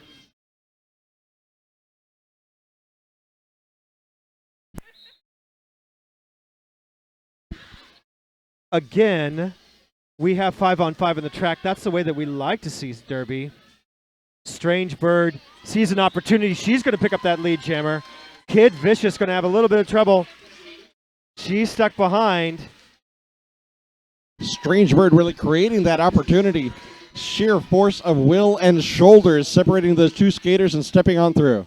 Cuban Missile Crisis doing a great work for Seattle Derby Brats in their front with that positional blocking against Kid Vicious. And now Kid Vicious is going to pick up a hit penalty. So now Strange Bird on a very strange trip around the track, picking up. I'm not sure if that was a hitting penalty. Misconduct used to be the signal for that they would use for hitting, but misconduct being signaled by the rep here. Yeah, it's an interesting one. I thought it could have been a hit. I thought it could have been a black block, to be honest. But up at this vantage point, it's not always as easy to see what happens when he packs up over there in turn 3. Strange Bird leaving it with 10, cracking that century mark, 107-224. 17 minutes and 20 seconds left in the game, and we're going to start with a power start for Seattle Derby Brats. And they're going to give that to Naylor Swift. Awesome. Naylor Swift with an advantage in the pack for people on the track to 3 for Portland. And they are really mixing it up. You can tell they're screening right from the start. Yeah, they have. Oh, and it worked. Oh, so close. Naylor Swift almost made it happen. Look at, again, Portland. Recycle all the way. Naylor Swift on the inside. She taking a page out of Portland's book right there. Oh, high block. High block called on Naylor Swift. Little bit of contact to the head of one of her opponents as she is making her way through. Now Kid Vicious back on the track, and how quickly fortunes can turn. I know. I didn't see the high block myself. I'm not disputing it by any means, but it was just super unfortunate. Naylor Swift just saw that opportunity and just really was on her way to making that thing happen. And, like you say, fortune can turn just very, very quickly and on the edge of a penalty. That again, Kid Vicious now with lead jammer status. Push to the inside. Seattle Derby Rats really locking it down now. Portland had a little bit of trouble with penalties. Now they're getting some skaters back on the track, able to mix it up a little bit more. Kid Vicious having some trouble up front. The blocker core for Seattle really swarming, waterfalling hit after hit. Although, it's not really hitting, it's just contact and lean, contact and lean. Absolutely, but they killed that penalty enough for Naylor Swift to get back up and put the pressure on. It's going to have to make Kid Vicious call it off. Could have been a really, really tough jam for Seattle Derby Brats, but at the end, just 4 points.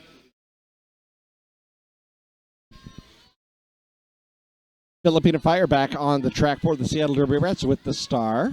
And that smash tag coming up for the Rose Petals. 5-on-5 on the track now. And Rose Petals are going to pick the back line. Interstellas are going to be a little bit more to the front. Still a scrum start. Filipina Fire tried for the outside, but not able to get it. Portland up front. Smash tag, lead jammer. Portland stringing a few of these together now. Ziggy smash tag breaking on through Filipina Fire, not too far behind, just about, I'm going to say about a quarter track at this point. Smash tag navigating her way through. Not getting the call off. I think there's this strategy now of just roll down the clock. Well, they're actually controlling the Seattle Derby Brats jammer, so she may be going for a grand slam here. She's got the jammer lap. No, Filipina Fire called for a forearm in the pack, so that will be a power jam for Portland. So it definitely paid off. Portland keeps this jam rolling, even though there was pressure put on by Filipina Fire. Filipina Fire picking up the penalty. Not what you want to do, because now that means Portland does what they want to do, which is take as many seconds off of this clock as possible. And one of the most effective ways to do that is that passive defense. Jammer will engage, has to do the heavy lifting, and you start eating up that defense with out-of-play penalties. Exactly. Smash tag. Able to push the defense up around, get her close to being out of play. That was eye brawl. Couldn't hold on to her. Makes another pass for another 5 points. Filipina Fire now back on the track, so the power jam over. Smash tag able to pick up, I believe, 15 points. 3 passes on the power jam. Eye brawl falls in front of smash tag. That's going to pick her up a low block penalty. Doesn't matter if you were trying to trip, as long as you fall in front and person hits you with their lower legs, that's going to be a low block on you.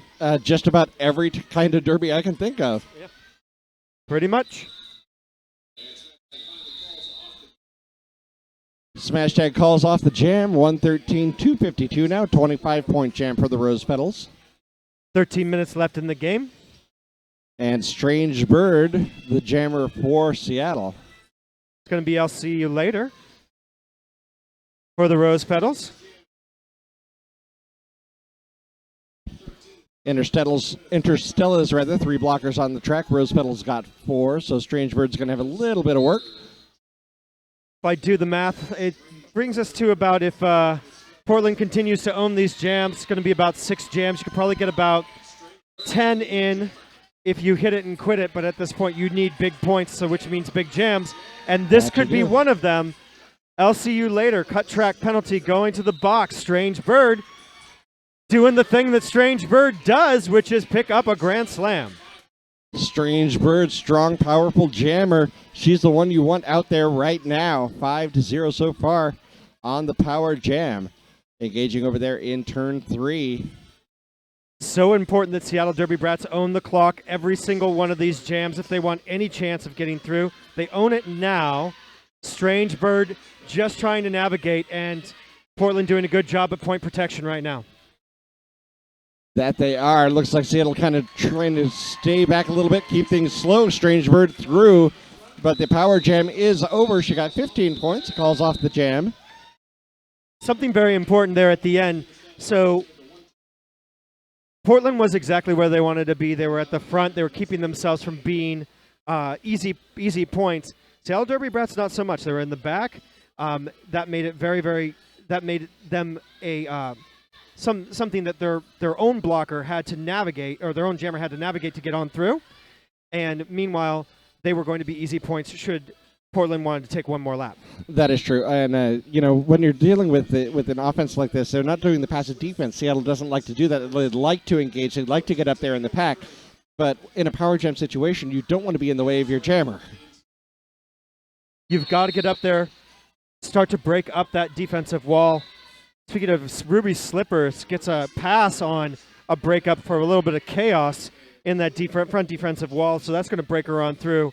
And now Portland owning the clock for this jam. Naylor Swift, the jammer for Seattle, working in the back of the pack here, trying to get around, push to the inside. She's recycled once again, has not completed her initial pass yet.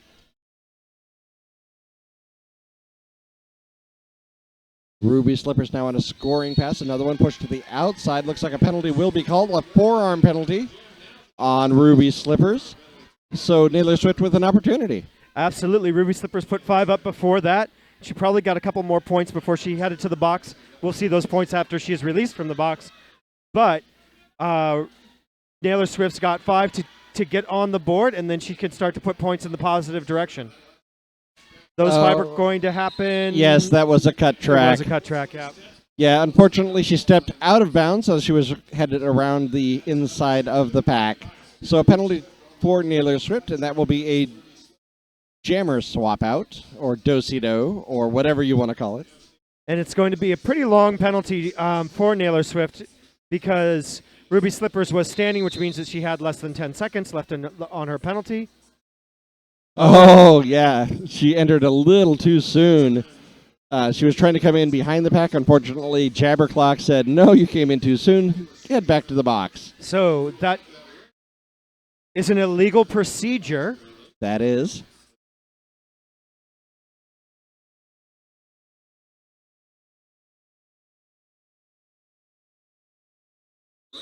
So we didn't have a jammer swap out on the second one because she had to serve her full penalty. She didn't get the 30 seconds off that you normally would on a jammer swap out. Yeah, the thing with the jammer penalties, if you are serving a shortened penalty time, you always have to serve it.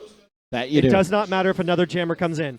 So if you came in and you had to serve 10 seconds instead of 30 seconds or 29 seconds instead of 30 seconds, you will have to serve that no matter what happens on the track.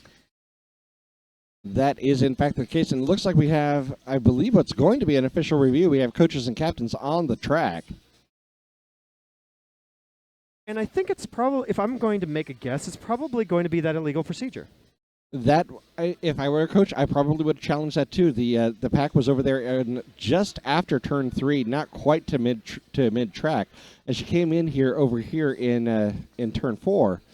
So I don't know if I would have made that call, but I'm not a ref. Absolutely. So the refs are going to get together. They're going to have a little safari in the middle.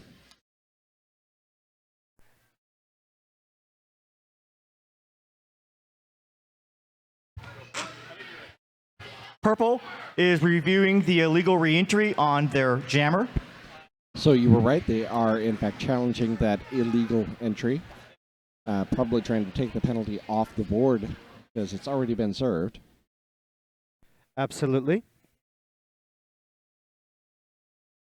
Which is not exactly a bad thing. And slows things down a little bit, gives your players a little bit of a rest. And if you win it, there's one less penalty that your jammer has to worry about. Absolutely.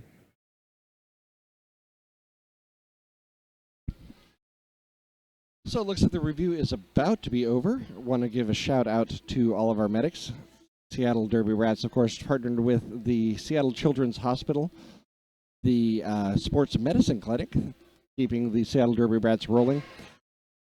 Upon and review, providing all of our EMTs tonight. the call will stand. The illegal reentry call will stand on the purple jammer for entering the pack within 20 feet. Thank you. And that's what it was, within 20 feet, so the call will stand.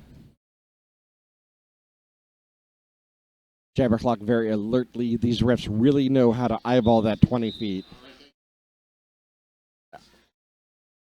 Still sitting at 1:23:258. 8 minutes and 50 seconds left in the game. Seattle with the power start. Portland Jammer sitting in the box, and that will hand it to Sweet and Scowl. Or rather, tearing him up, my apologies, not Sweet and Scowl. And everybody piled up on the line right now. Sweet and Scowl looking for Karate to give her a little bit of love. Does. Goes to the outside. Nice start from Sweet and Scowl. Getting around within just about 9 seconds on turn 1. That's the way you want to do it. That is, and unfortunately, I got it wrong on first, and I think you picked that up. It's tearing them up, jamming Sorry, for tearing Seattle. her up. Thank you so much. Appreciate it. Yeah, I did pick it up. I even heard you correct it, and I still kept it in my mind. Tearing them up, lead jammer Ruby Slippers out of the penalty box, completing the initial pass. Both jammers rushing for the back of the pack. Tearing them up into the pack, but now they are trading force. Ruby Slippers got out first, tearing him up. Will call off the jam. She, of course, is slightly ahead, so a 9-4 win. But that 4 points, and you got 5 on it. You've only got 8 minutes to go. 132-262. We got about 4 jams left, depending on what happens. I'm going to say it's probably going to be closer to 6. That is probable. Filipina Fire now on the track for Seattle, and that is number 122, Square Knot. Yeah, I do believe that Portland is starting to reach back into that jammer lineup. They have enough of a lead. Math is deeply on their sides, 130-point differential with only a potential of about 6 jams left. That's a lot. That is, and I saw a 40-point jam last week, but I don't think they're all going to be 40-point jams to here. Yeah, at 40-point jams, that you could get there. You could. Square Knot, nice agility through the pack. Saw just at the beginning there, dodging the Seattle Derby Brats left and right. Lead jammer picked up a few points, 4-0. Nicely done by Square Knot. Clock keeps on ticking. 6 minutes, 45 seconds left in the game. 132-266. And now that is Sweet and Scowl. Yes, it certainly is. Sweet and Scowl on the track for the Seattle Derby Brats. Fast and Curious for the Rose Petals. Fast and Curious, another jammer that is somewhat new to the jammer rotation. Sweet and Scowl engaging right in the center of the track. Getting in the way. Nicely done by Sweet and Scowl. A little bit of positional blocking herself, allowing her to get the lead jammer status in front of Fast and Curious. Look at this right now. Sweet and Scowl with really long legs. Fast and Curious, not so much, but sticking right with her and surpassing her. That is a fast skater. And that was an invisibility cloak pass right there. It certainly was. Sweet and Scowl through the pack, able to get through, pick up her 4 points, but Fast and Curious through with another 4. Fast and Curious with the lead, 8-4 right now. Sweet and Scowl in the pack, looking to pick up another 4, but Sweet and Scowl also on a scoring pass. Fast and Curious certainly with a great future in jamming, should that be what she wants to do. Tons of speed and just really good agility on that skater. Fast and Curious finally calls off the jam, so 9-4 win for the Rose Petals there. Probably should have called it off about a lap earlier. Absolutely. About 5 minutes left here. And that will be Kairate jamming for the Interstellas. Against Ruby Slippers for the Rose Petals. Whistle blows, advantage to the Seattle Derby Rats in the pack. We'll see how that goes. Oh, wow. Ruby Slippers on the inside line, pushing right on through lead jammer Portland. So now that Portland has a lead jammer, we'll see if they actually end up calling this jam. If I'm Portland right now, I just roll this out. That is exactly what I would do. Just roll on, protect the clock, and if necessary, right towards the end, get in victory position and let the clock wind down. Yep, you own the jam. This is 2 jams in since I thought it was going to be 6, but now you can make it just 3 potential jams more, which would make a potential of 5 total. And that'll be a 5-point pass, a grand slam for Portland. Ruby Slippers getting the jammer lap point. Going to put on the brakes to avoid that hitting call. Cuban Missile Crisis. Unfortunately, she came in, did not pay attention there to Cuban Missile Crisis, who was stretching it out and got the cut track penalty. So Kairate with an opportunity to at least win the jam. Absolutely. Well, whether they were going to do it or not, this is going to go the full 2 minutes now. So 50 seconds left on it. That will bring us to just about the 3-minute mark. 9-9 so far in the jam. Kairate with a 5-point pass. Getting a nice screen from her friends there in the pack. Unfortunately, a back block penalty call, so that will thin things out for Seattle. Kairate up in front, 5-point pass. Kairate now exceeding by that 5 points. The differential 14-9. And brings Seattle to 150 points. Ruby Slippers re-engaging. Her penalty is served. Power jam is over. Kairate picking up another 4 points, so they're trading fours. Ruby Slippers trying to bring the points back to her side. She does it. See if she does it. Not quite. Going to end up with 18-14, I believe. 18-14. Ruby Slippers picking up 1 point as the whistle was blowing. Nice effort on her part. And now it looks like we're going to have Strange Bird on the line again for Seattle. And a very dancy Ziggy Scarlust. With a name like Ziggy Scarlust, you got to be dancing. You got to dance. Ziggy Scarless engaging on the outside. Strange Bird on the inside. Pushed up to the inside there by Smash Tag. Smash Tag. And now Portland in the back slowing them down. Ziggy Scarlust is going to pick up an elbow, and then she's going to head to the box. So looks like the forearm call. So this means, and she got it before the lead was assigned, so Strange Bird picks up the lead. That's what the Derby Brats need. They can now make this what was going to be 1 jam, 2 or potentially 3 jams. Smash Tag trying to engage Strange Bird there as the last line of defense. Strange Bird powering through. Now she's just skating around, sizing up the competition, looking for those holes, engaging the pack here on her scoring pass, her third scoring pass here, I believe, of the Power Jam. Portland going pretty slow, which is a bit unexpected. You would expect them to be running this a little bit more, but they were able to get Strange Bird out and recycle her back. Power Jam is over, so they're able to kill that on 2 passes. Strange Bird now trying to find a way through. Oh, almost did. No penalty called. I'm surprised by that. Yeah, there's a bit of a pile up there where it seemed like everybody was sort of affected. I think the refs were like, you all kind of already paid the penalty. A little bit, yeah. It's just a guess. Well, with the rest, it's all about impact. And if everybody did a penalty and everybody had an impact, why send everybody to the box? That's kind of how I felt about that. Yeah, you're exactly right. We're down to about 40 seconds left here in the game, or the game clock at 40 seconds that second when I said it. That one I'm a little bit more surprised that there wasn't an impact call, but we are just ticking down these last few seconds. Jam clock runs out. 5 more points up on the board for the Rose Petals. And that ends up being for a second there was a tie jam at 26-23. It's a lot of points in that jam. Absolutely. Puts us at 162-298.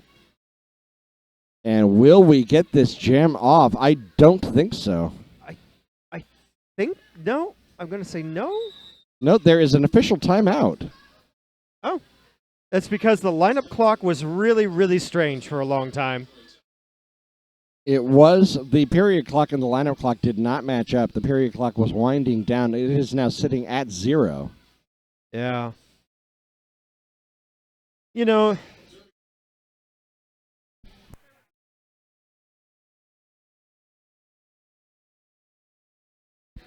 so if I'm the refs right now, I just let them skate this last jam. Yeah, why not? Yeah. The one more jam call will win out. You at home start chanting one more jam. I'm sure the refs will hear you. Do it now.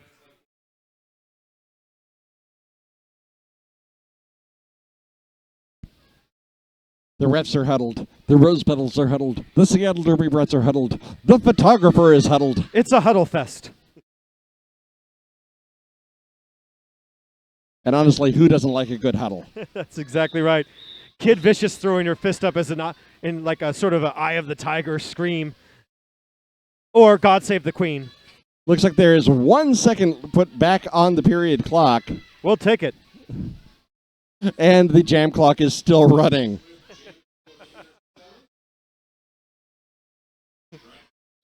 You get a jam, and you get a jam, and you get a jam. Everybody gets a jam. Look under your couches, your chairs, whatever you're sitting on, you get a jam. But lead jammer is given to the Rosebuds. I think that's Dragon Slayer. Yeah, it is. It is Dragon Slayer. Dragon Slayer, first time with the star tonight. Naylor Swift jamming for the Seattle Derby Brats. Oh, she's going to run right into Cuban Missile Crisis and just gets up like unfazed. Nicely done. Dragon Slayer recycled. Waiting. She'll get back on the track. Working up front is Naylor Swift jamming for Seattle. Harmony Hazard causing some issues out there. So much that she is going to have to go to the box. But Portland is unfazed, and they're just letting this thing roll out. Dragon Slayer picking up 4 points. Naylor Swift, she's through on her initial pass. That's why Dragon Slayer decided, I'll get 4 more. Both teams cheering for each other. And it looks like the bench is trying to tell Dragon Slayer to call it, but Dragon Slayer is not done slaying dragons. No. Right now, that dragon, I believe, is the name of Cuban Missile Crisis. And she decides to call off the jam. So that is the end of the game. Your unofficial final 302-164. Or rather, 305-164.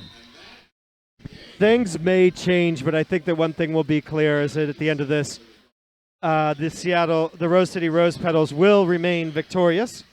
Unless there is a 200-point error in the last jam. Unless math works differently here, I'm going to call this for Portland. Portland is the victor of the game, but I have to say that the real victor here is Junior Roller Derby. That was a great display by both teams. Absolutely. Great fight by both teams. So much fun. So much good sportsmanship on the track. We always love to see that. And 0 injuries, which is something that I and everybody loves to see. So yes. Not even like a twisted ankle. Like the biggest thing that happened is somebody's skate came off. Yes. Didn't have to see our EMTs come out once, so that is definitely what I love to see. Right now, victory lap by the Rose Petals. And coming up here in just a few minutes, we're going to have NWO Honey Badgers out of Canada skating against the Ultraviolets from Seattle Derby Brats. Ultraviolets, the level 3 team for Seattle Derby Brats. Of course, feeding into the Galaxy Girls program. And that is going to be fun. It's time to bring on the hits in just about 15 minutes, I would imagine. Absolutely. We hope you're having a great time here. Once again, we are live streaming from the Rat's Nest, home of Rat City Roller Girls in Seattle, Washington. Well, Shoreline, but it is super close to Seattle. And we are so happy to have you on the stream. So go ahead and get yourself some nachos. Get yourself the drink of your choice, whether that be a soda or a frosty beverage, and be back here in about just 15 minutes.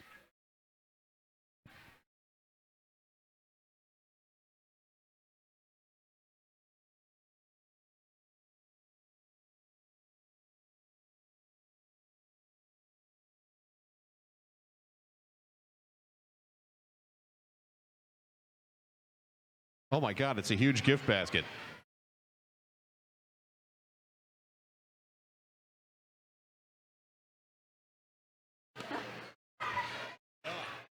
Right here, so we don't have to go anywhere. I'm just standing.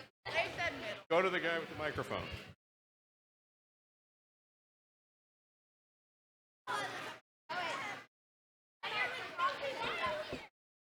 All right, Rose Petals. You have numerous MVPs, I'm assuming. So I'll let you tell them who's winning what. Eyebrow. Eyebrow. For blocker.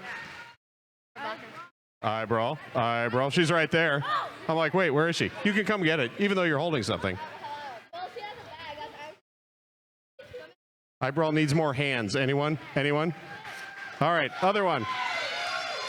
B-Rex's jammer. B-Rex. MVP jammer.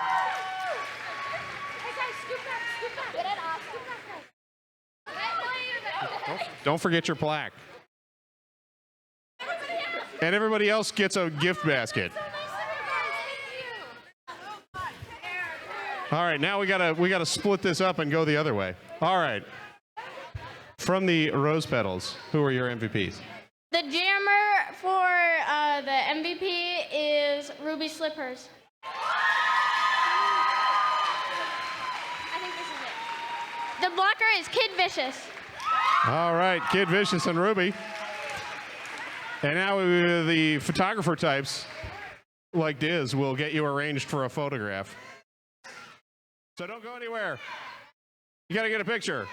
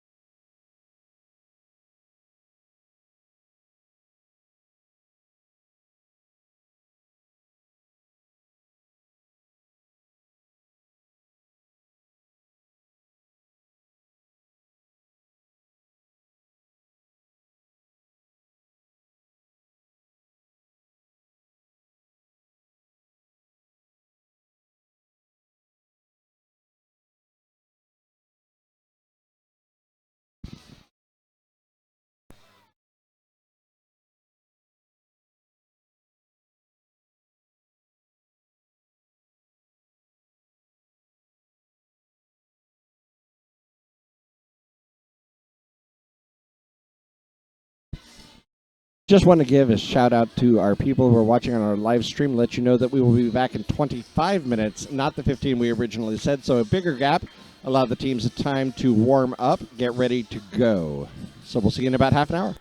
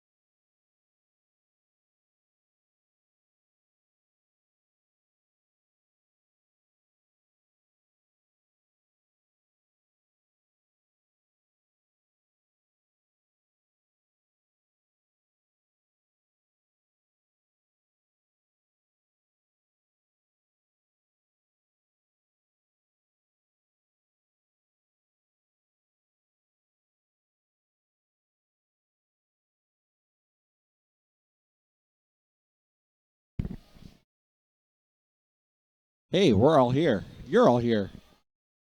And we're excited to have you here. Now we are back at the Rat's Nest in lovely Shoreline, Washington, where the second game tonight in our doubleheader will be the Seattle Derby Brats Ultraviolets taking on New World Order, or NWO, Honey Badgers from the Canada, our great neighbors up north. Our great neighbors up north in British Columbia. Yes, indeed.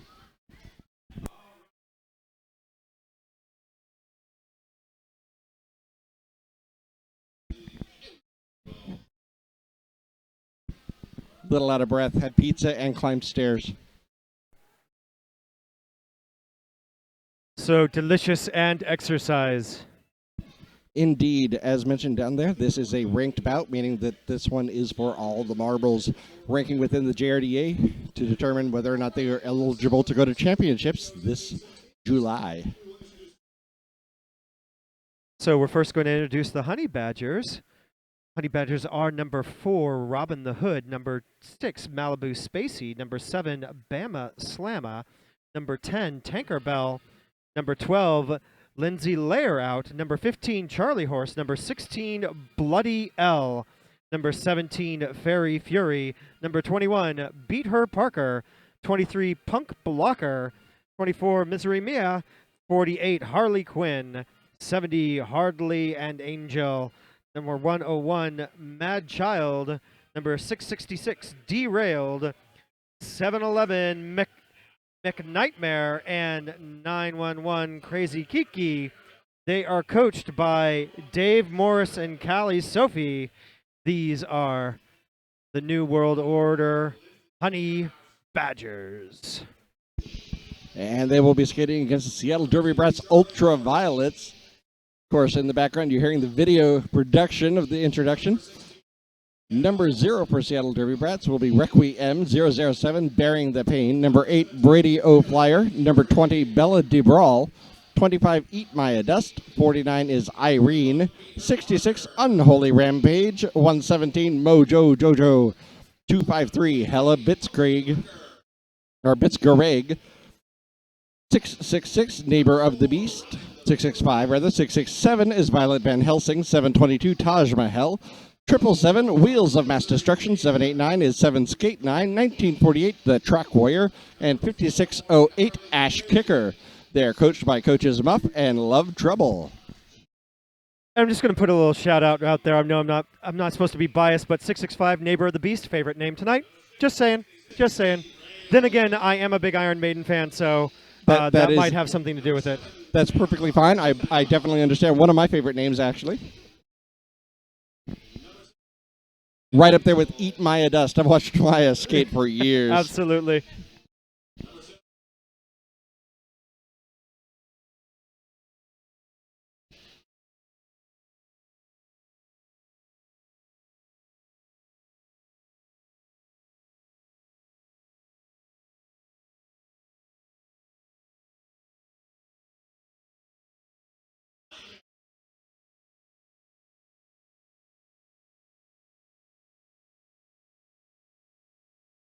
So in case you tuned into the first game, we are now on non-modified rules. These are the same rule set that the WFTDA adults play with. That is correct. Very, very slight modifications. It's all in the addendum, but it's pretty much within the rules at this level. Exactly. We're introducing the SDB Ultraviolets right now. So you will see a lot less positional blocking and more hitting, obviously. That's true. You won't see the hitting penalty called. There will be penalties when hits happen, but they won't be for hitting.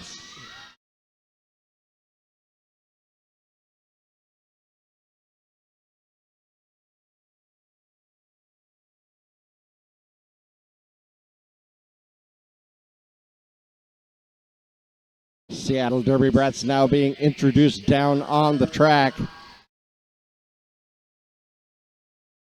You know, as I mentioned, I've watched several of these skaters skating for years and years, coming up through the Tootsie Rollers like we saw skating just earlier, now skating on the Interstellas. Some of them will move up into the Galaxy Girls, and as you mentioned, as part of the Rat City family, moving on to Rat City as well. Yeah, we have so many great adult teams up here. We have Rat City, we have Rainier, we have Jet City right up there. We've got the Derby Dames. We've got Dockyard down there. Dockyard down there in Tacoma. We've got just fantastic Derby all the way around. You know, you start to reach out into a little bit further. You got Bellingham Betty's. So there's a lot of great places, no matter where you end up going to college, that you could get some really good Derby on. Rodeo City's around. There's so much good Derby. There absolutely is. And of course, you cannot forget the Puget Sound Outcast. Absolutely not. All something day. I can't say the middle word because it's Junior Derby. That's right.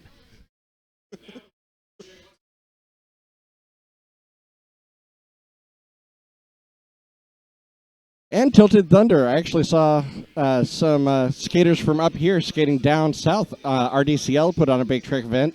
Yeah. And GRDA sent some all-stars, including some Northwest skaters. Yeah, Tilted Thunder is now making their home at the Monroe Fairgrounds up there north. And that's got to be a pretty cool venue for them. It's a little bit of a stretch, but I know they were looking for a place, like a permanent place where they can keep their track and have that be there, and seems to be working out pretty well. That it does. And, you know, it's just a testament to how much growth there is in roller derby and how much awesome these kids have to look forward to.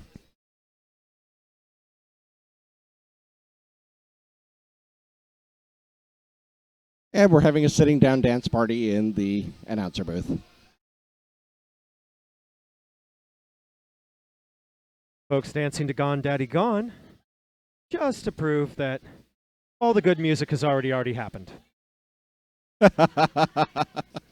No offense to anybody out there with a band. I'm sorry, you've got some catching up to do. You can make an album as good as Violent Femmes, I will be so happy to listen to it.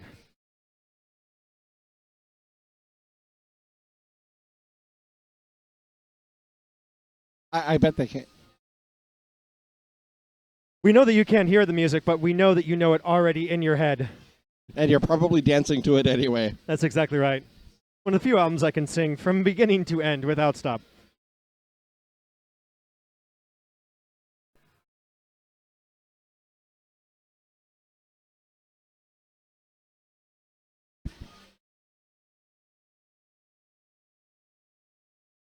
So we have skaters coming to the track, slowly but surely. And it looks like we have one more with an equipment problem. So send a different blocker, whistle blows. It's time to start some roller derby. Oh, now we got 5-on-5 on the track. Looks like we're going to start with Bella DeBrawl and Mick Nightmare. Bella DeBrawl for Seattle, Mick Nightmare for Rose City. Or not Rose City, sorry, that was the last game. This is NWO. My apologies. That's why they pay me so much monies. Daddy-O gets all the monies.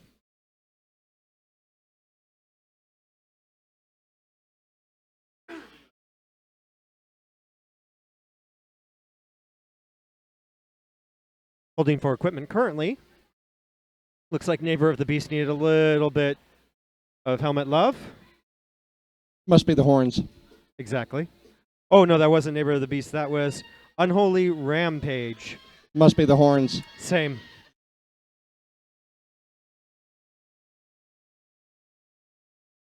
Okay, now we have all the refs on the track, everybody in position, hand in the air, and there's the whistle. This game is on. Bella DeBrawl engaging the back of the pack. NWO.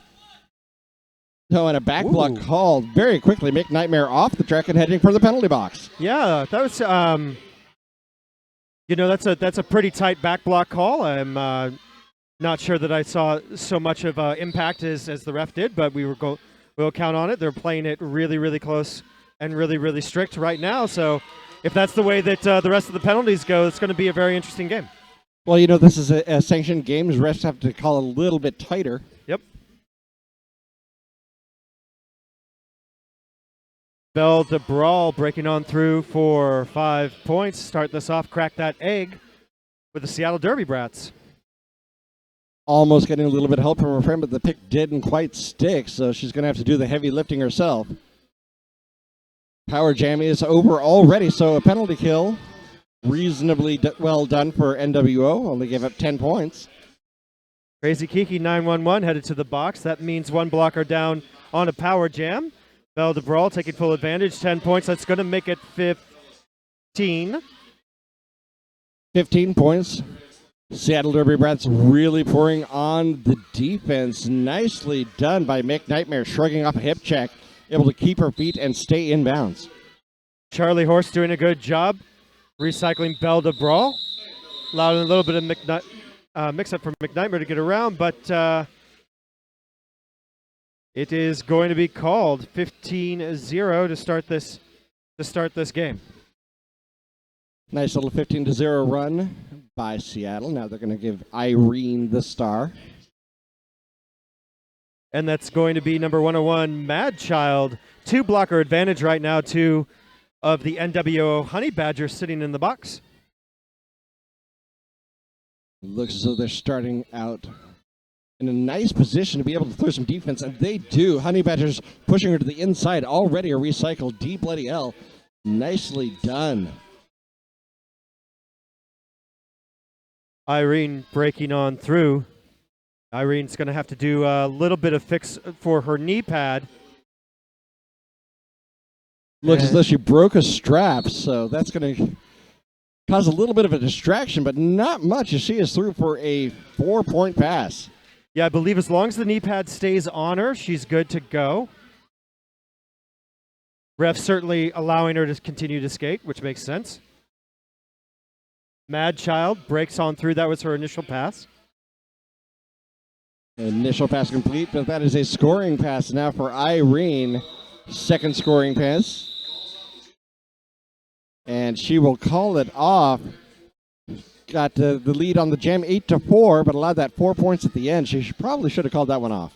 Absolutely. NWO Honey Badgers putting the first score on the board during this game.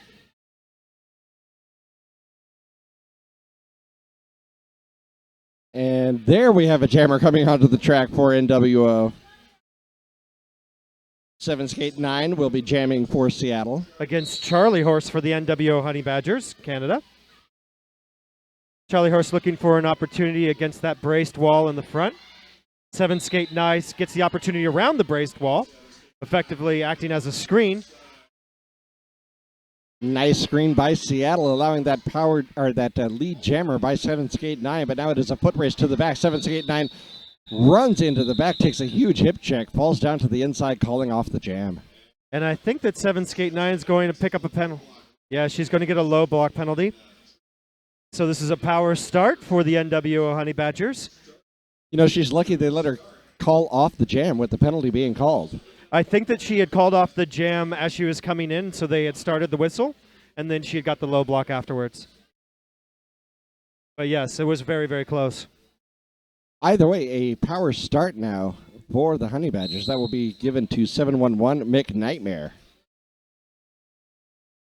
Mick Nightmare tries for the inside, nothing doing there. Now she's got to push the pack all the way forward. No call on the out of play. Now they're stretching it out. There we go. Finally gets by them on turn 2 right there at the end. Lead jammer that was for Taj, the Honey Badgers. That was Taj Mahal, last line of defense. And Requiem doing a great job with the bridge right there for the Seattle Derby Brats. Very well done. Mick Nightmare now engaging on another scoring pass. That wall is tough. Working in a diamond formation, but unfortunately there is a back block now by Mick Nightmare. Yeah, not so surprising. That back block, the impact could be very, very well seen.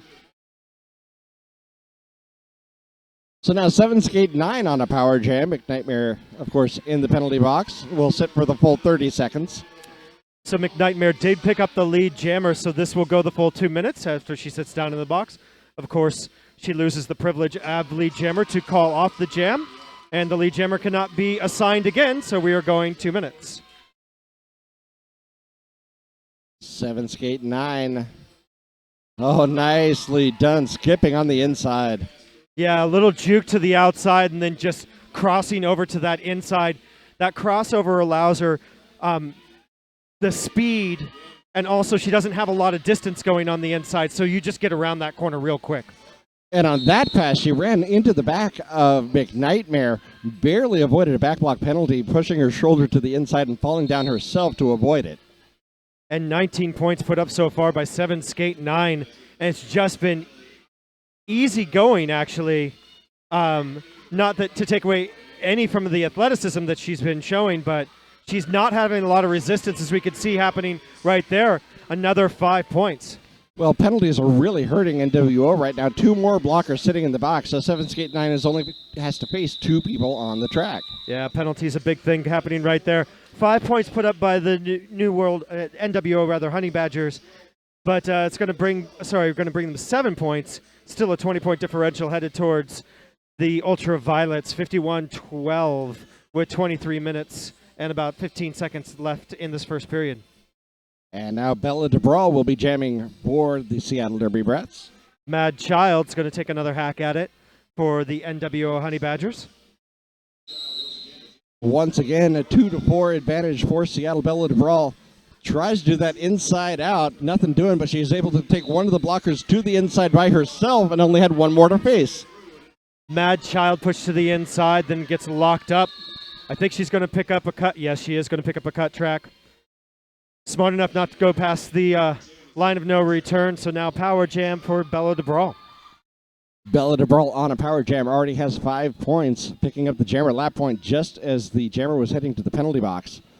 Now on another scoring pass, fighting to the inside, Charlie Horse pushes her to the inside line, but the entire team was already past her. Not much to recycle. And there is a 5-point play and an out-of-play call will thin the pack for NWO. And it's just been a tough go right now for NWO. Punk blocker now headed to the box. Penalty troubles galore for NWO. Not that the Ultraviolets have been 100% clean, but when it's counted, they've got their skates on the track. Charlie Horse alertly pushing Bella to the outside of the track, now engaging on the inside. Charlie Horse once again with a nice push to the inside. One of the Honey Badgers that has been on the track, Peter Parker, doing a good job with the recycling and then barreling one of her players at Bella DeBrawl, but she didn't quite get it. Mad Child recycled over there in turn 2 all the way back to turn 1. Tried to pull that cut track, didn't quite get it there. Yeah. Unholy Rampage looking for the penalty. Charlie Horse bringing Bella DeBrawl all the way back. I think Mad Child was actually kind of happy that jam was over. She wasn't getting much started and just having some trouble. That defensive lineup doesn't seem like the best defensive lineup for her. Yeah, that is true. A lot of the times you get that where the jammer works very well with one lineup, but not so well with the other. NWO will probably make some adjustments there, I'm sure. Yeah, I think if there had been a little bit more time on the clock, they would have looked for a star pass there. Sometimes it's just not the crew that you work well with. That is true, and Seattle now on a power start. Honey Badgers calling a timeout. They want to slow this one down a little bit, talk about what's going on.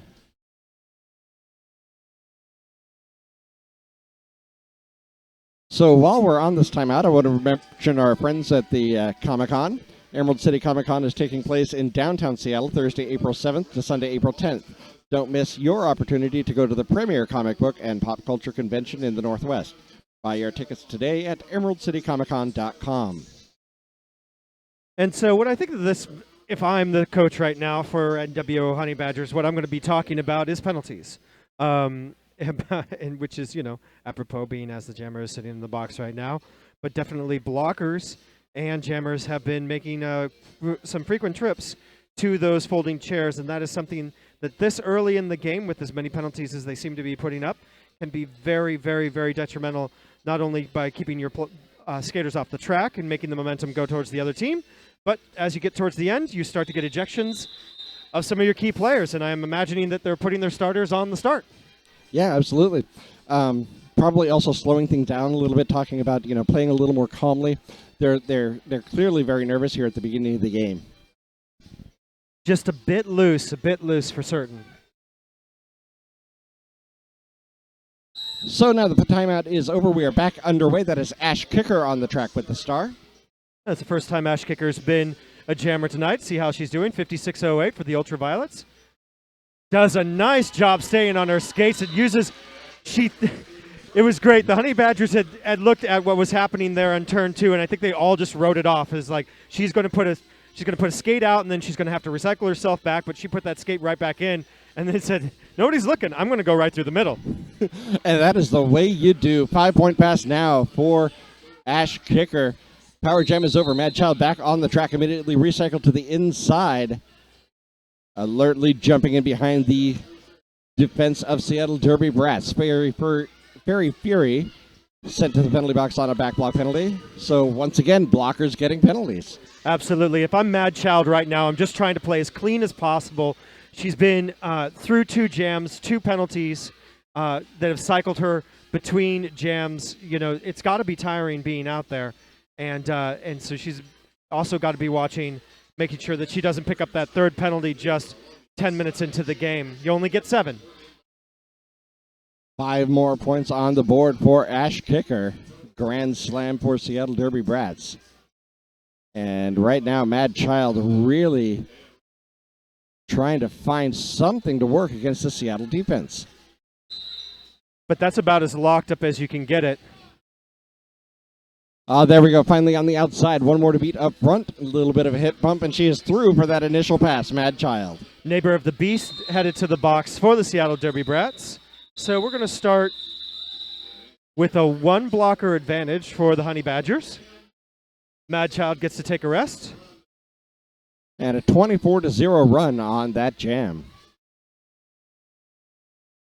93-12 with just about 10 minutes knocked off. That means for each minute, the Seattle Derby Brats have basically put 10 points on the board, which that is impressive. is very impressive. And that will be bearing the pain now on the track for Seattle Derby Brats. Oh, and a first lead jammer for Peter Parker.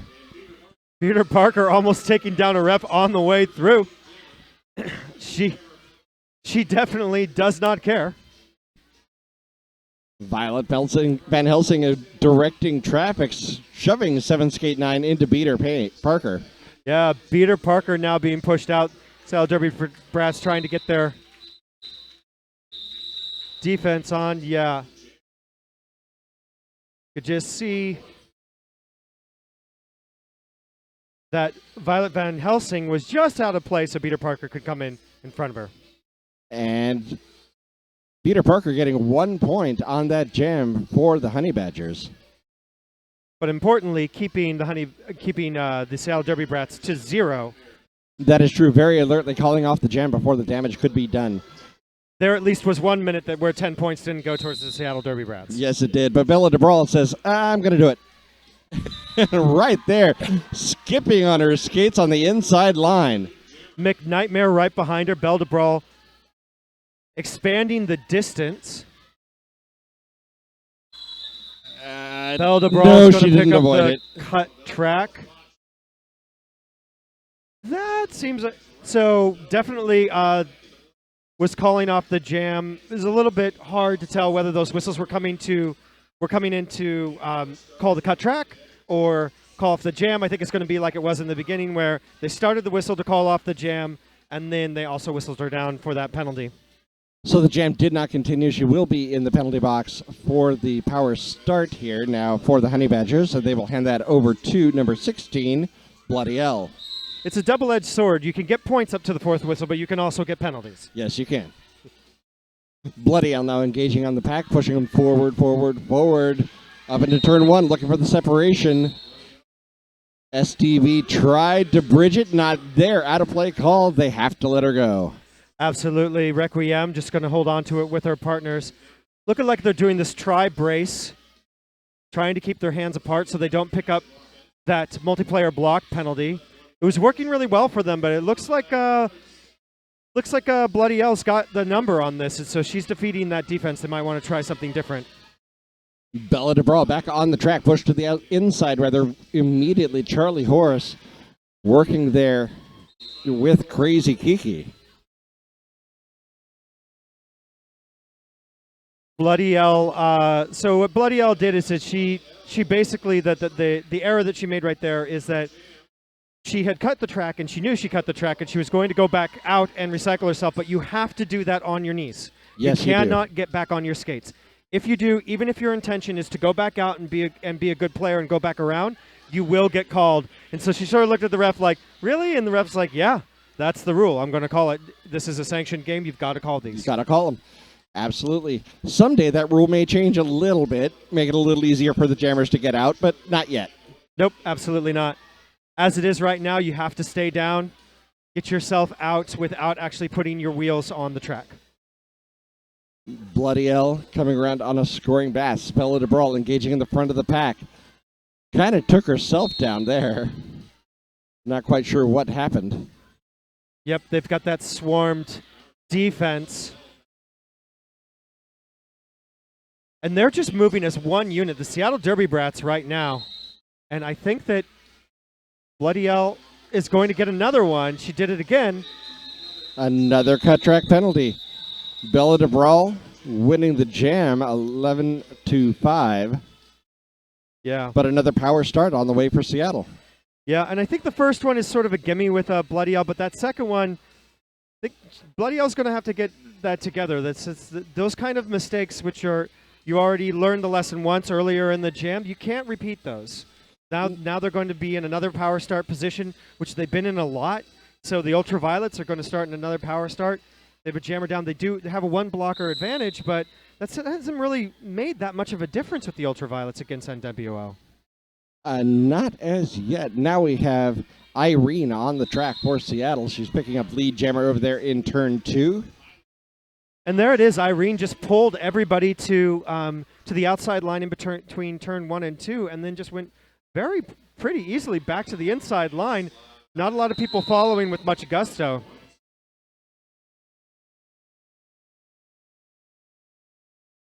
Right now, NWO working on a 4-2 blocker advantage, setting up a couple of duos trying to stop her. Nothing doing. Irene shrugging off shoulders and hips on her way through the pack. Another grand slam. Irene right now just shredding this defense, which is at full strength. And look at that. Look at what Seattle Derby Brats with just 2 blockers came in, broke up those two sets of 2 blockers each, and just made it super simple. And Irene, the timing was absolutely perfect. I'd like to call that the glitter play because you got 2 blockers in there. They're glitter. They're distractions. Exactly. And we all know how Derby people feel about glitter.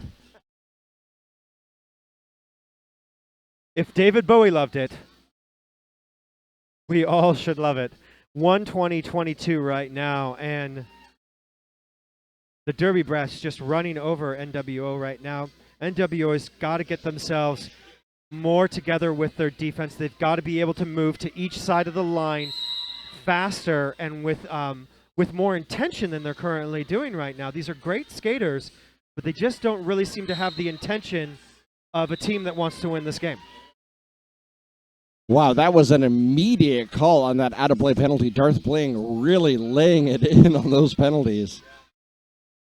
Ash Kicker just going on through again. Hot knife through butter. She's going to pick up another 5 points. Star pass right now, trying to get some things going. Charlie Horse is going to don the star for the NWO Honey Badgers. And Ash Kicker, having a little trouble through the pack, decides to call it off rather than give up a couple of points. And she'll have a 5-0 run. You know, I think if things keep going, I think that the Ultraviolets are on their way to about a 180, potentially a 200-point finish to the end of this first period, and that just makes it really, really tough to crawl out of. That it is. NWO now sending out McNightmare, the captain of the team. So McNightmare going to that inside line, but that block just circular makes it really easy for Belle DeBrawl to come to that outside line. Bella DeBrawl, a very experienced skater here with Seattle, now on the Ultraviolets. She'll pick up another 4 points, 4 and out. Just playing real conservative derby. Both teams, actually, the call-offs have been really pretty spot on. It's just the Derby Brats have just gotten so many more opportunities, both with lead jammer, but also with just having their jammers on the floor. Absolutely. The penalty is really hurting, as we've mentioned. Now 007 out there for Seattle. That will be bearing the pain. And that's Beater Parker, 21. Beater Parker has been a bright spot. She's definitely put up a bunch of points, stayed very clean for NWO, but there is some massive defense being put on by Ultraviolet right now. That it was. 7 Skate 9 and Violet Van Helsing. A great line of defense there. Beater Parker throwing into the hips of the defense and then just gets knocked to the inside. She's got to recycle back a bit.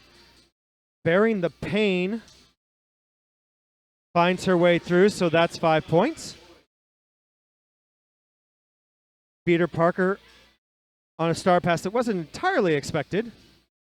No, I think she just had enough. She was getting beat up in the pack and decided to hand it off and become a blocker. It was the right call, actually. People were like, oh, Charlie Horse was probably not going to get it together, and she just got skated her right out, able to put the pressure on, call that jam off with just 1 point.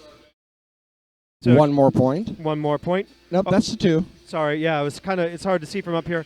So 7 points total for the Derby Brats, 136-22. 9 minutes and 20 seconds left in this half. One of the great things about where we're sitting is we can see all the action. One of the bad things is we're a little farther away. Absolutely.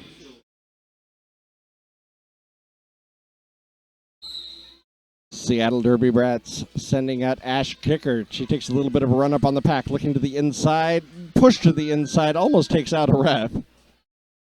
And that's Hardly and Angel. Hardly an Angel push to the inside as well. Now not Violet Van Helsing. Pushed her across the apex, and she didn't even feel the rope. Yep. Hardly an Angel picking up that cut track. It's been a devastating call for the NWO Honey Badgers. Ooh. That was an interesting try there by the Honey Badgers. Yeah, blocking in the wrong direction. That's going to be given to McNightmare. Turned around and just skated right into her. You could skate up, but you can't skate into. That is true. You have to keep on going backwards, and you can see the just joy on the jammer's face. They really love it when the skaters turn around on them because they get to lay a shoulder into a blocker. Absolutely. Mad Child with the cover at the front. Nice job from Mad Child getting on the defensive, but then in attempting to recycle went out, which made her a null player, so Ash Kicker didn't have to pay attention to that. So another 15-0 run by the Seattle Derby Rats, 151-22, just over 7.5 minutes, so probably about 5 jams or so.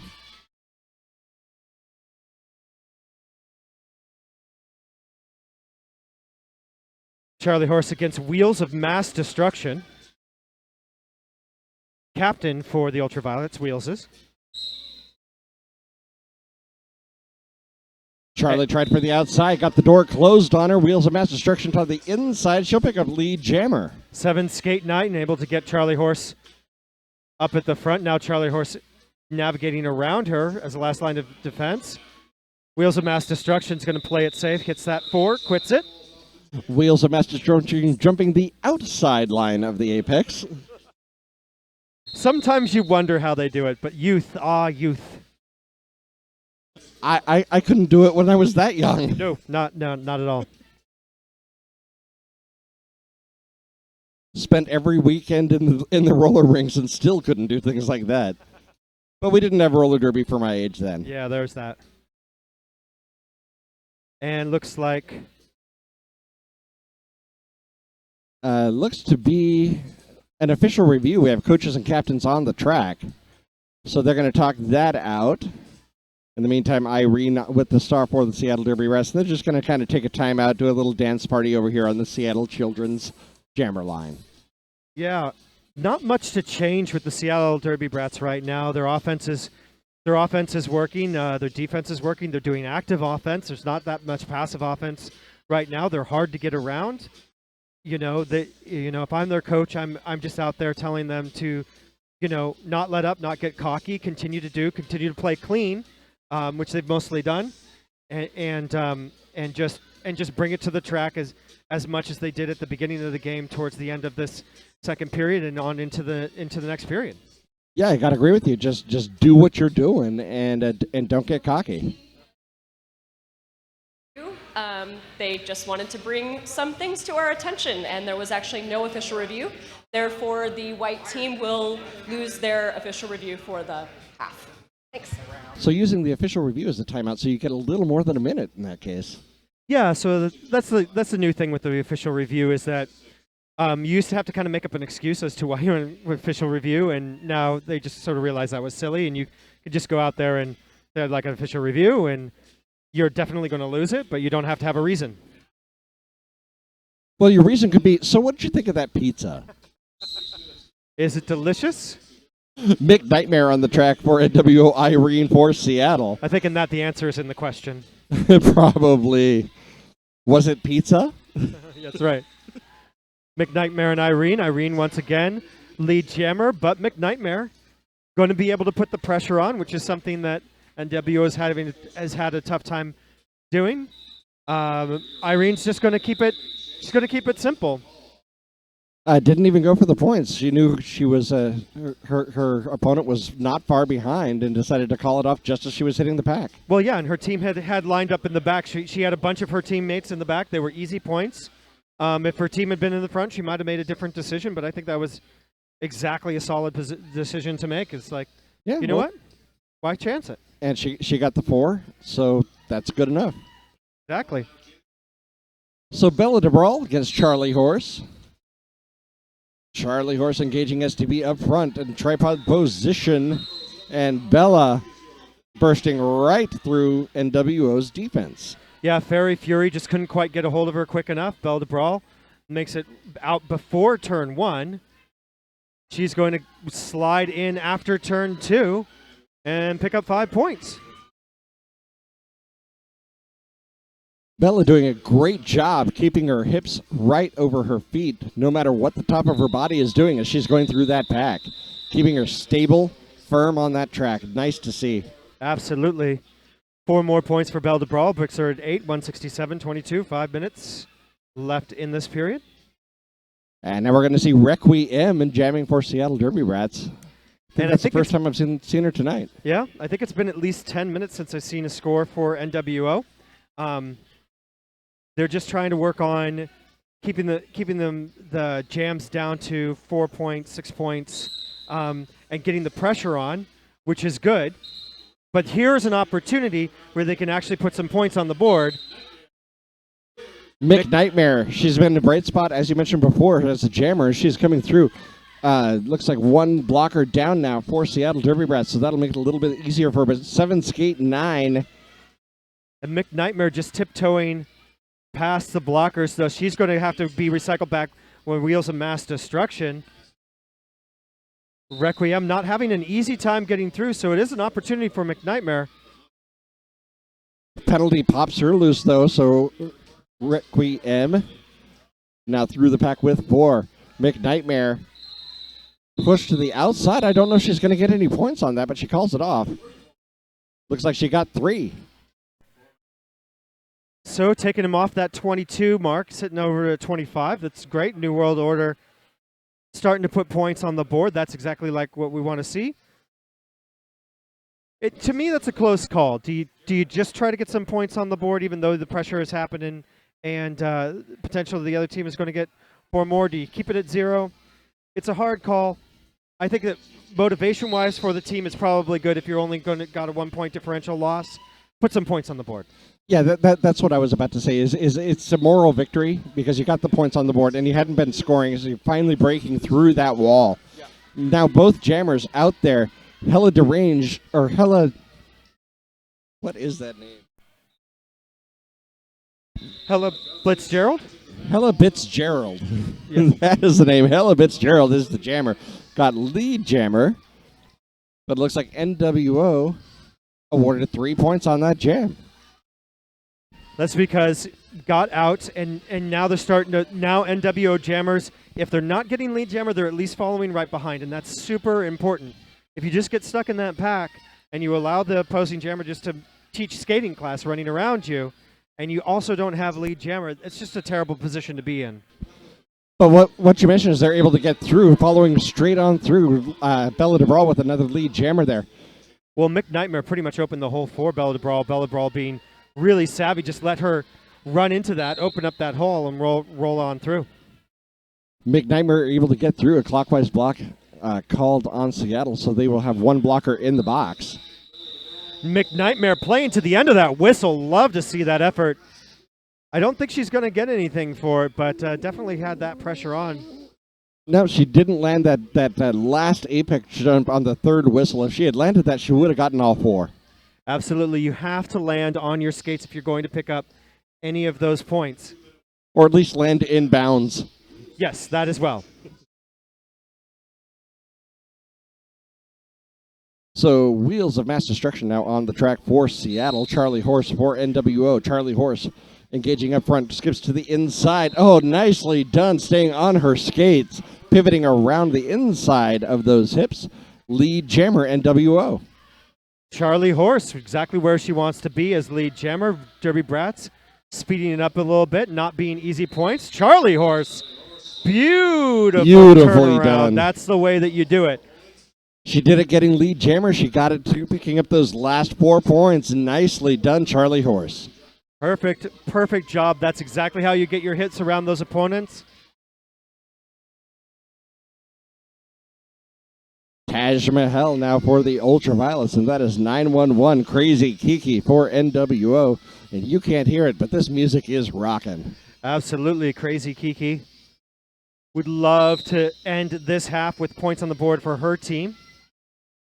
Taj Mahal.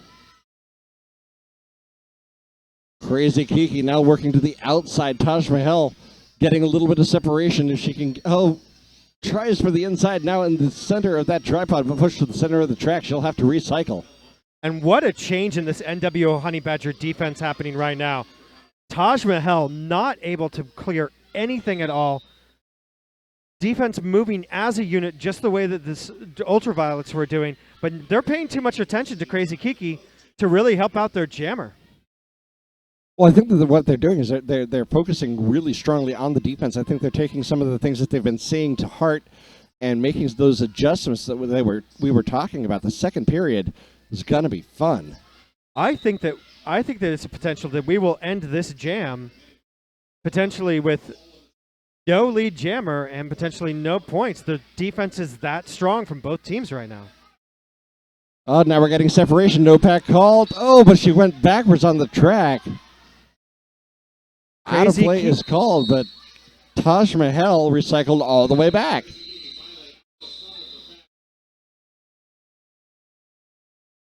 Crazy Kiki calling off the jam, so effectively bringing us into halftime. I don't know. I might have tried to get some points. Taj Mahal was still in the pack, but it was a rough jam. So I can see just like let's get our breath. Let's get some fresh feet on under us after the halftime.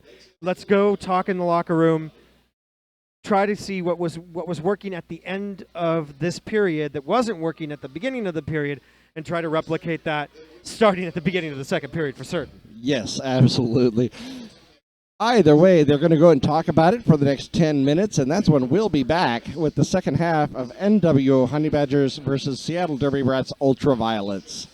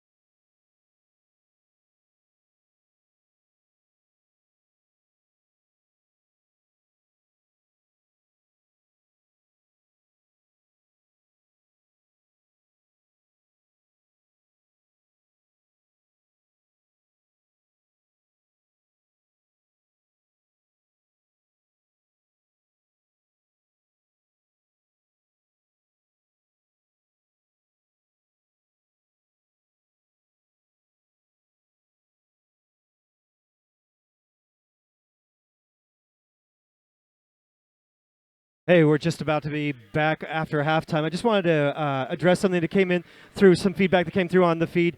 Absolutely, I do understand that NWO Honey Badgers are actually not New World Order Honey Badgers. It is no disrespect to the team. This is mostly just my misspent youth listening to way too much Ministry, and so I have a knee-jerk reaction when I see NWO say New World Order. I have been trying to correct it, but it might creep in there every once in a while. But blame it on 90s, 80s industrial music and my own aging brain. I'll be more than happy to blame it on Ministry. I was listening to that song on the way over. It's just a mistake. It's no disrespect meant. But hey, it would be a great skate-out song for them. Well, that might reinforce it. Like that might just totally put me over the edge. So I'm sort of glad that they did. Either way, halftime is over. 5 seconds called. Very short pack, 2-2. Lots of people in the penalty box. McNightmare for the NWO Honey Badgers breaking on through, just a lead jammer. Bella DeBrawl skipping around the single NWO blocker on the track. And a big collision over there. McNightmare calls off the jam and no points, but takes out a ref. And just a super thin pack right there. Just 2 blockers, 2 jammers. That means speed. It really, really does, and that's exactly how you play it. Both packs just ran. Now we're going to end up... Irene coming to the track with the start. Looked like a little surprised to get it. Yep. Oh, nicely done there by Charlie Horse. Yeah, McNightmare was on the track, and then there was a little bit of a yell of like, hey, too many players on the tracks. 2 of her blockers were already in the box, so she got off the track right away. Charlie Horse trying to put some points on the board. She did pick up 1 and kept the Ultraviolets to 0, so 33. And I think we're going to turn into a 5-on-5 pack. Possibly. Oh, there's the timeout call. Refs don't see it. There we go. Now the refs saw it. Yeah, Mad Child was like willing to go on the track, but it looks like the NWO Honey Badgers had already made the plan that they were going to call a timeout, and so there just wasn't any other players on the track. They're very lucky, actually, that they got that timeout call in. The 5-second call had already been made, so they were lucky the refs turned around. Yeah, absolutely. So one of the things that we noted during halftime is penalties are definitely, as we expected, are definitely weighing hard on the NWO Honey Badgers. Right now, they've got two players sitting on 4 penalties, which puts them in fairly good danger of fouling out. I believe 1 from the Seattle Derby Brat Ultraviolets is sitting on 3, and also Leeds really playing into this. That it is. Ultraviolets getting 16 lead jammers in that last half. NWO with only 5, so that is the tail of the tape there. NWO also getting 5 jammer penalties, so 5 power jams for the Ultraviolets. Ultraviolets only having 1 jammer penalty. And that right there, those 3 things, that's the difference. Absolutely. What we saw is the Honey Badgers are starting to play a lot cleaner towards the end and a lot more together. We're going to see if they can pull that in. Definitely, they're breaking the pack, whereas before they would get stuck in the pack for multiple passes. 7, skate 9, picking up 4 points there. But I got to say, what I'm seeing here is NWO is tightening things up a lot on the second half, and they're forcing Seattle to look at those 4 and outs as the benefit. Yeah, absolutely. It was just a really, really loose group at the beginning, so they weren't thinking as a hive mind that you'd like to see the defense and offense think as, that's that unspoken. You go here, I go here, just didn't seem to be clicking, and it really started to click towards the end of the first period. That is true, and it's continuing here into the second period. Communication, the nonverbal variety, very important in this sport. Great example right here, Requiem just being taken to the ground by Beater Parker. and the rest of the NWO Honey Badger defense. Peter Parker with a very good defense there, along with Mad Child. Looked like she was concerned she was going to get a penalty as she took the jammer down. McNightmare making full advantage of this, picking up 5 points for this may be the first Grand Slam in the game, but definitely the first in a very long time for the NWO Honey Badgers. So fantastic work by McNightmare, just really rallying her team and defense. And that's what we were talking about, the tightening up of the defense by NWO, keeping Seattle Derby Brats to 0, winning the jam 7-0. But it looks like Peter Parker being sent to the box and an official review. So the Ultraviolets want something looked at. Not super surprised, but it is pretty early to be letting go of that official review.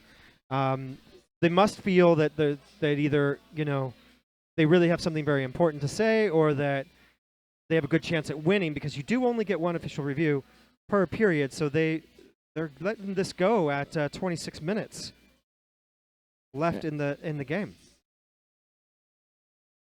Yes, looks like they're I would imagine they're probably going to be talking about a penalty.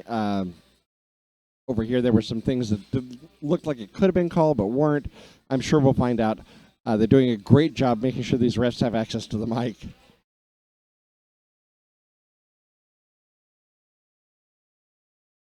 And now Jabberclock, head ref for Seattle Derby Brats, signaling, "Turn my mic on, please." Purple team is requesting a cut on the white jammer. I was kind of thinking it was going to be that. So at the end, there looked like a step out, step in, but I couldn't see it well enough behind the referees, and so it was one of those things where I was like, well, if they didn't call it, I'm sure that I just had a bad angle on it. But it seems that the Ultraviolets also saw what I saw and are looking to get that cut track. I don't know. I do seem to recall that there were a good amount of referees in the vicinity, so I would be surprised if they get one here. It's really hard to reverse a no call. Because if they didn't make the call in the first place, that means that they didn't see enough of it to make the call. Now they've got to go back and discuss it and see if anybody else saw something and didn't make the call. But they've got a really tough road. Yeah, and even worse, it's it looked like they saw it and then just didn't call it, which means that it wasn't a cut. It looks like they're going up and talking to the scoreboard, so there might be some changes going on here.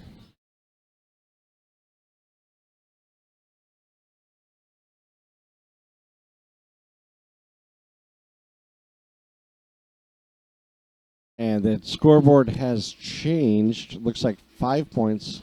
Well, that makes sense. There was really only one pass. So there's that one pass. Oh. And there is yes, they gave her the cut track penalty. Yes, they did. So then those 2 points went null. Upon review, white jammer did return to the track in front of a skater from the opposing team before she was able to call off the jam. Therefore, a cutting the track penalty will be issued to white jammer. Purple does retain their official half. So yeah, I clearly had the wrong thought that they had seen it and then therefore they weren't going to call it, but was right about that. If you're going to call an official review this early, you got to be pretty certain that you're going to get it and you're going to retain it, because those things can be gold to stop the clock or get something overturned later on in the game. So good call on the Ultraviolets for standing by that and making that call this early in the games. As we come out, Belle de Brawl now in the power start because of that official review is breaking on through as lead jammer. Belle de Brawl just fakes to the outside on turn 2, ducks back on the inside. She's going to pick up 5 points.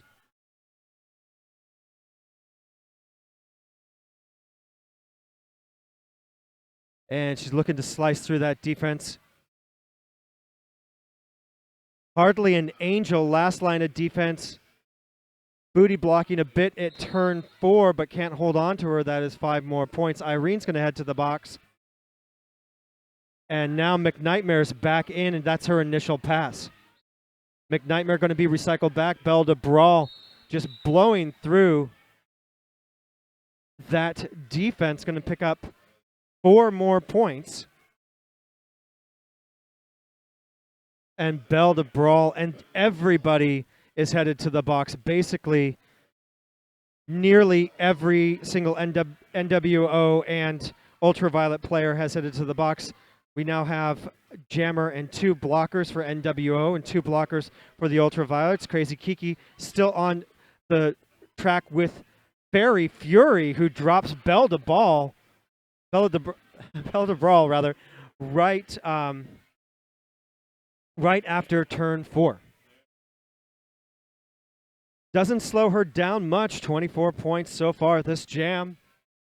Belle de Brawl just really got one blocker she needs to deal with, but that is a formidable one. That is Crazy Kiki. She makes it a lot harder for Belle de Brawl to get around. McNightmare coming up. Belle de Brawl finally going to call off this jam with just 3 seconds left on the clock. 24 minutes, but Belle de Brawl just knocking on that second century mark, 2:02 to 42.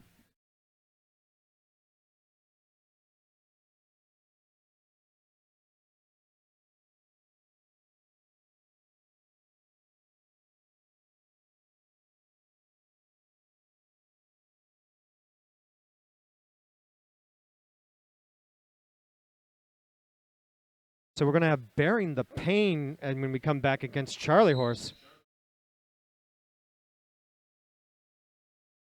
Charlie Horse able to break through. Charlie Horse has been a really go-to skater for the NWO Honey Badgers. Jumps the apex and gets caught up. Yeah, I was going to say, I would be surprised if Hella Fitzgerald did not pick up the low block, and she did. But Charlie Horse picking up a penalty as well, so she's going to be heading to the box, turning what could have been a nice blocker advantage into a power jam for Bearing the Pain.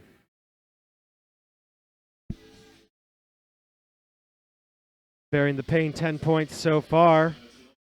Makes it easy in between turns 3 and 4, picks up 5 more points.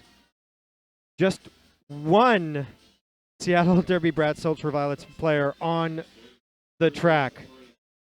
And still, Bearing the Pain is able to find her way through the majority and now all of the NWO Honey Badger defense. Kind of an unintentional passive defense by Seattle with all the penalties. Well, it's true. And let's see, yeah, Charlie Horse is going to go back. I think it was a hands.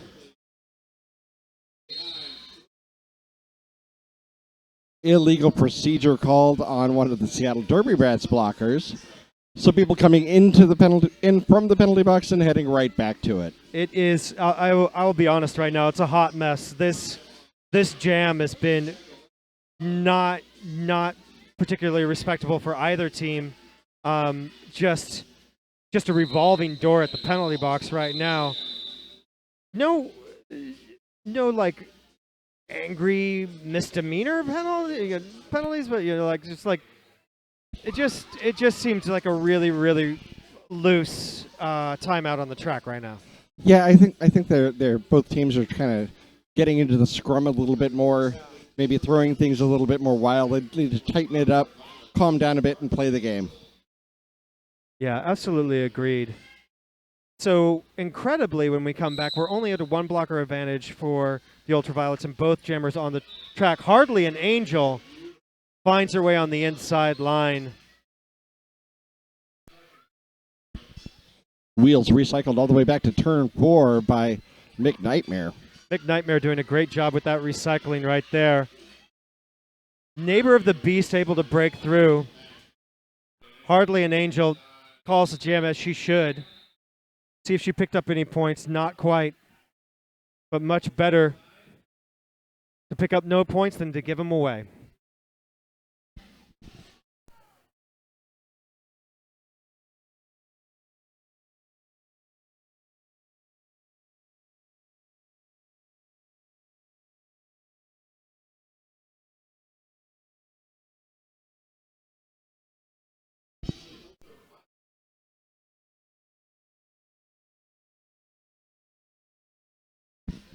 Irene for the Ultraviolets. She is your lead jammer through on the inside line. Charlie Horse still trying to navigate that sea of purple back there. Charlie Horse now sprung from the pass. This is her initial pass. Irene barreling straight through the center of the diamond formation of NWO, calling off the jam. Picking up 4 points.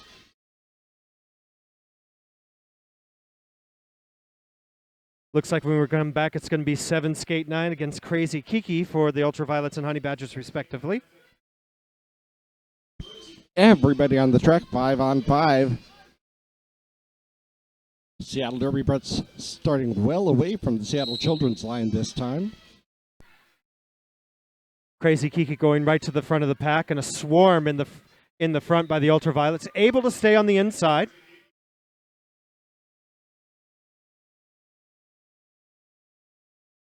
Looked like she might have dragged that skate out, but the refs deciding she had stayed on the line, not over it. Yep. Looked like the right call to me. 7 skate 9, though, just sees a hole right through the middle and picks up those 4 points.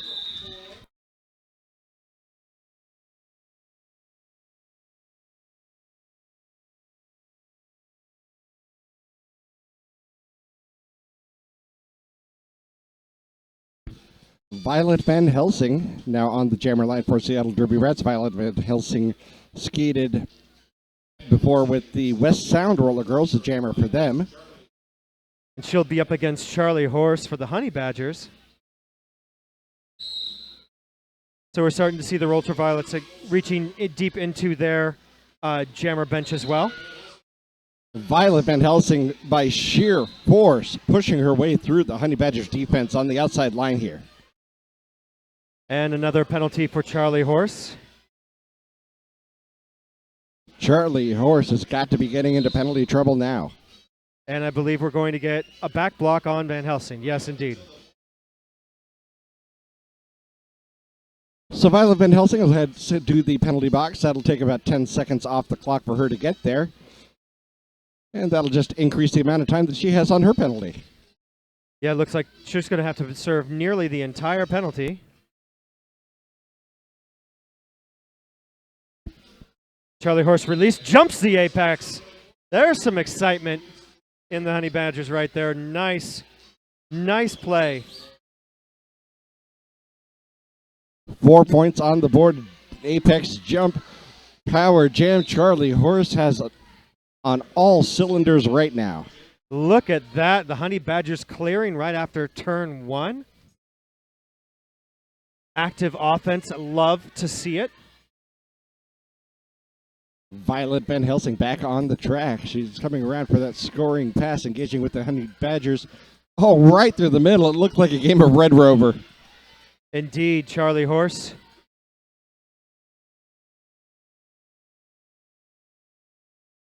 Letting Van Helsing go ahead.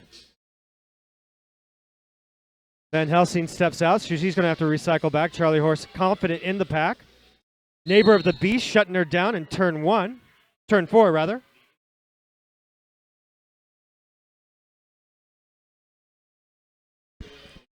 Violet Van Helsing working her way through the pack again on another scoring pass. Another 4 points up for Violet. See how that sort of shakes itself out at the end.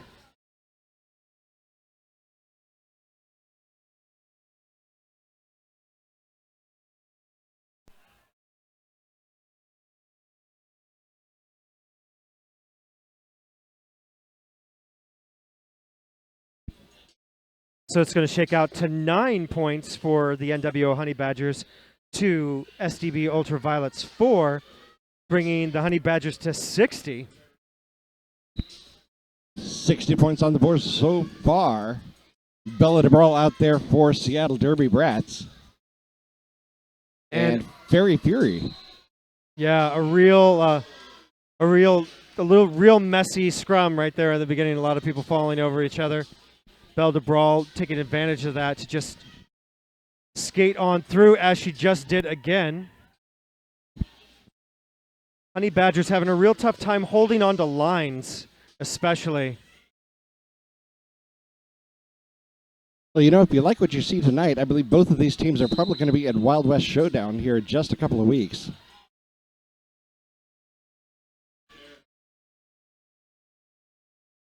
Ultraviolets and NWO, of course, competing on ranked bouts for JRDA. Belle de Brawl just really showing how she can get through, just so confident coming through on her skates. A lot of jamming is speed and agility and game sense, and a lot of it is just confidence. Belle de Brawl sees a hole. She's not going to slow down because she knows, she has the confidence to know that she can navigate that hole without having to slow down and worry about a back block. And that is huge because while you want to be careful of picking up those back blocks, sometimes overcautiousness just gets you caught in the pack. Yeah, we saw that earlier with the Tootsie Bout. They have to slow down so much for that positional blocking that it ends up taking all of their momentum away. If you keep that speed going and are able to maneuver your shoulders and hips to be able to hit correctly, then you end up with keeping that momentum and being able to keep the jam going. You're exactly right. By the time you actually slow down, you got like 5 seconds of slowdown, a couple of seconds of speed up. You've cost yourself, 5 to 7 seconds in general.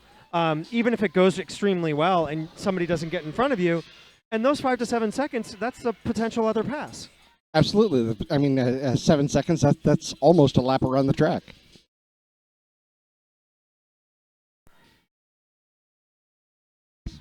Neighbor of the Beast right now, testing against McNightmare, and she's going to come out with an A on that test.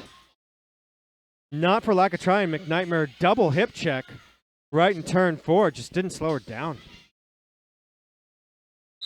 Right into the middle of the scrum there is Neighbor of the Beast. Oh, came in right back out. Hardly an angel cut track. Hardly an angel in box. I find it fairly unlikely that somebody's not going to be getting to 7 on the Honey Badgers. There's just been so many trips to the box. Neighbor of the Beast being yelled to by her bench. Call off the jam. Trying to get more time on the clock for a power jam. Handing that one over to number 777, Wheels of Mass Destruction. And Lindsay Lair out headed over to the box. That's someone we haven't actually seen that much in those folding chairs. Been skating really pretty clean.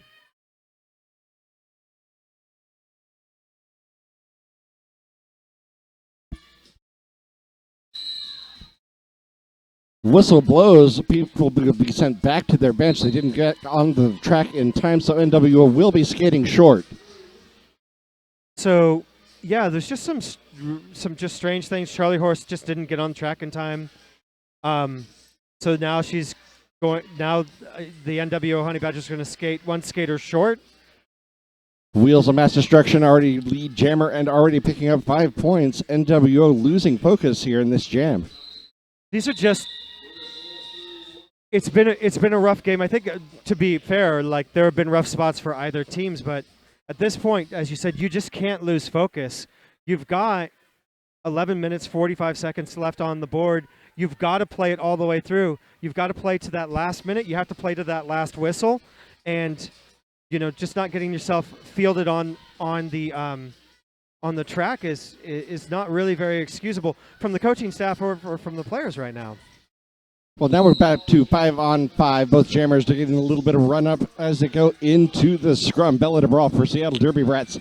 And that is Charlie Horse for NWO. Bella de Brawl is out first. Lead jammer, Seattle. Because that's what Charlie Horse can do. Look at her. She was able to slice through that defense. I mean, Bella de Brawl got through first, but Charlie Horse is now putting pressure on. Bella de Brawl is only going to be able to pick up 4. The focus is there, the talent is there, the skates are there, but it's just the eyes come off the ball every now and then, and it's really, really hurting this team.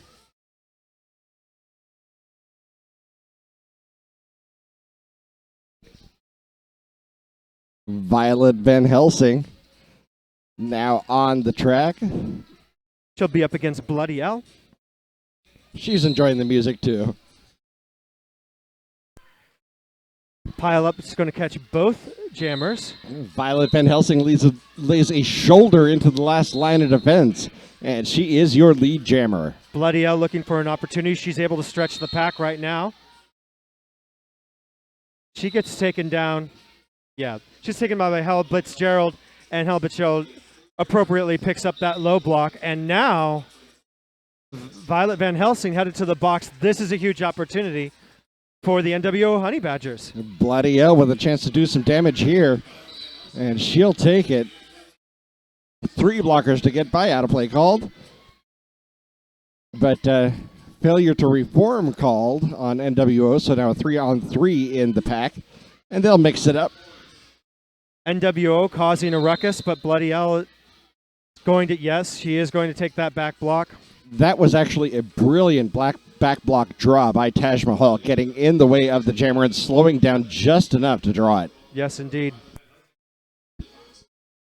I used to do things like that in basketball. So when Bloody L put up 5 to start with, Violet had not passed the pack yet, so that was her initial pass. She has an opportunity to even it up here. So just a little bit of a interesting stat. As of Jam 10, they were evenly split on lead jammers in this half. Way better than the first half, where it was 16-5 in favor. And what a huge hit put on by, that was 76.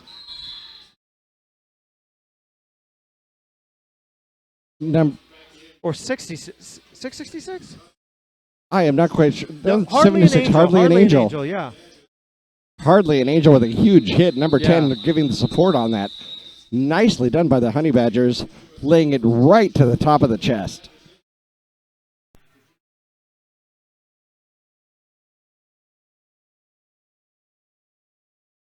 Sorry about that. We had to correct our rosters.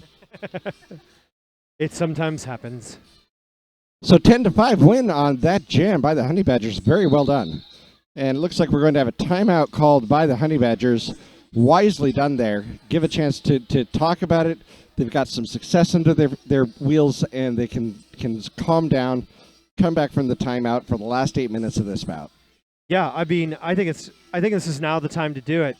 Once you get to the 7-minute mark, things get really hard to come back from. Right now, I'm the Honey Badgers. If I've got 3 timeouts, I'm gonna use them all by the end of the game. I mean, time is not your friend. Stop that clock in between. Keep some more time in your direction, and utilize as much as you possibly can. Stretch this game out.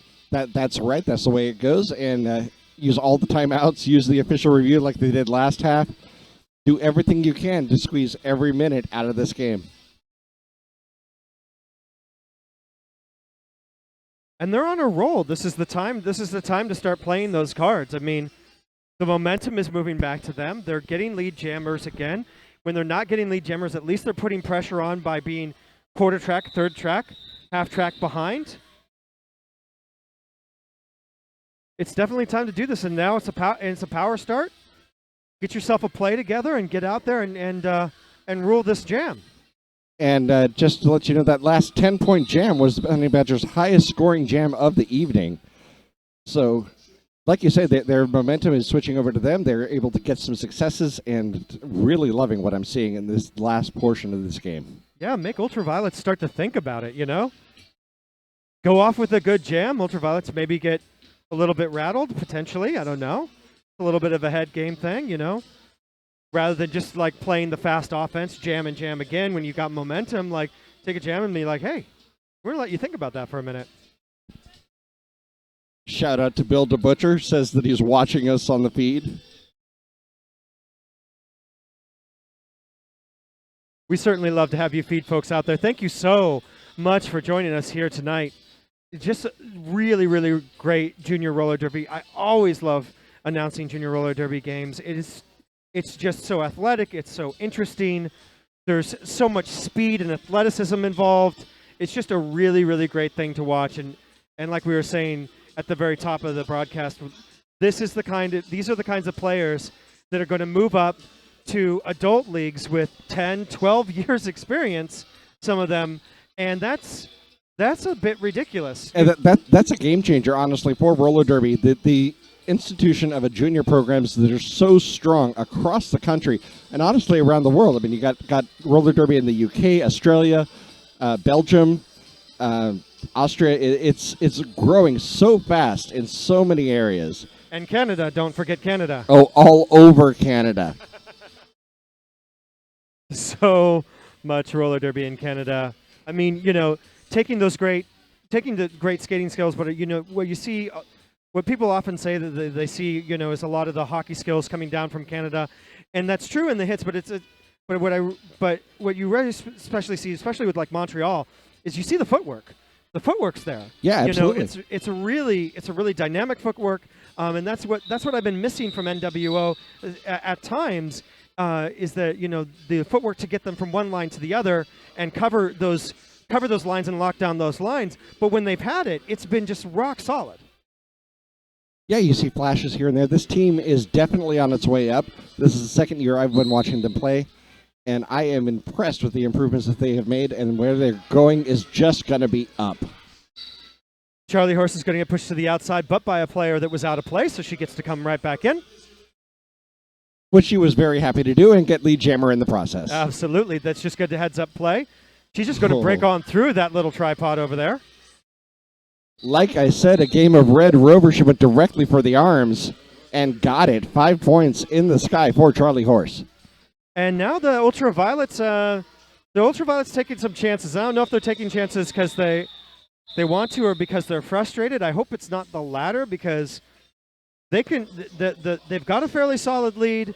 Now's not the time to start making you know, on the edge, on the envelope sort of plays, and just get yourself some silly penalties and potentially get yourself ejected. That's not the way you should end this out. Right, and now they're putting Unholy Rampage up there on the jammer line. So SDB, now taking a page from the Rose Petals, getting a little deeper into their jammer rotation. Absolutely. Hardly an Angel lining up for the Honey Badgers. And just nicely done, Rampage. Yeah, just bell to brawl, and just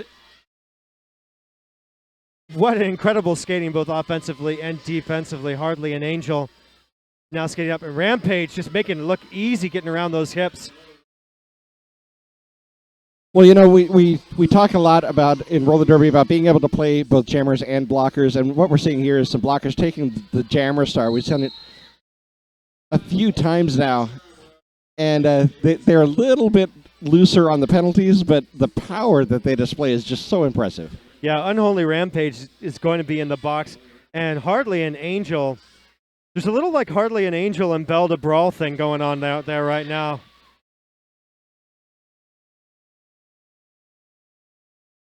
And looks like things are heating up on the track, setting up for a play, looking to clear. Hardly an Angel, looking to follow, draft behind her players, blocking wise. Oh, nicely done by Seattle Derby Brats, seeing that screen and reacting very quickly to waterfall up to the front of the pack. Unholy Rampage now out of the penalty box, working up against Crazy Kiki. She'll push her out of bounds, and there's a cut track on Unholy. No, is it on Unholy Rampage? No, that's cut track is on Hardly an Angel. Time's ticking down on the jam, but unless she gets a penalty, she'll get the full use of this penalty right now. Gets back some of the points right now. Scores 9-9 for this jam, so she's looking to end up on the bright side of this.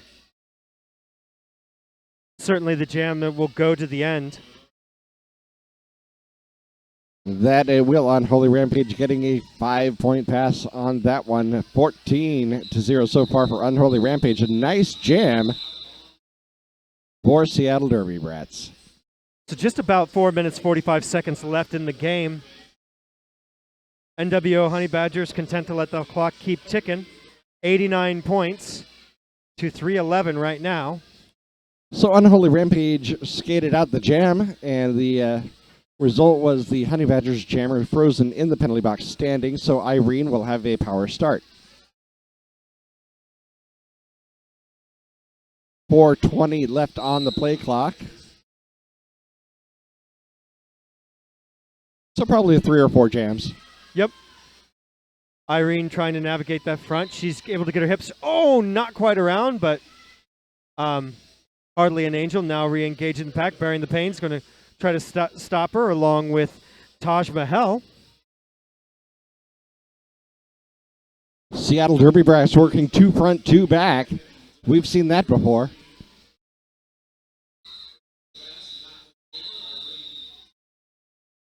Irene getting 4 points and calling off the jam, 3:15 to 89. Just under 4 minutes.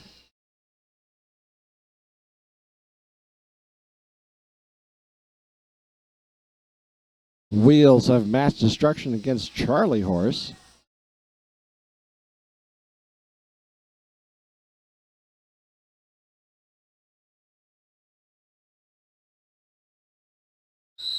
Both jammers starting a good distance behind the line, sort of eyeing that scrum start from the opposing teams. Wheels push to the inside, able to go around the outside. There we go. Lead jammer, Seattle Derby Brats. There was just a hole the size of Mack truck could drive through on that outside line. It's a long way around, but if it's that open, you got to take it. The entire scrum had gone to the inside, trying to take care of the NWO Badgers. Leaving that open, so another 4 and out for the Seattle Derby Brats. It looks as though they're going for that hit it and quit it, take the 30-second run off of the clock between jams. Yeah, Honey Badger is content to let it tick down so far. Bella DeBrawl back on the track with the star. Belle DeBrawl just put up massive points during this game so far. And there we go. And I think we just saw our first ejection from the Honey Badgers, not surprising. Crazy Kiki getting lead jammer for NWO. Well done, Crazy Kiki, over there in turn 2. Crazy Kiki and Bella DeBrawl racing for the back of the pack. The call off, no points. 0-0, but nicely done on getting that lead jammer and winning the foot race to the back of the pack. Absolutely. Going to be a 2-blocker advantage for the Ultraviolets, but all jammers on the track. An official timeout called.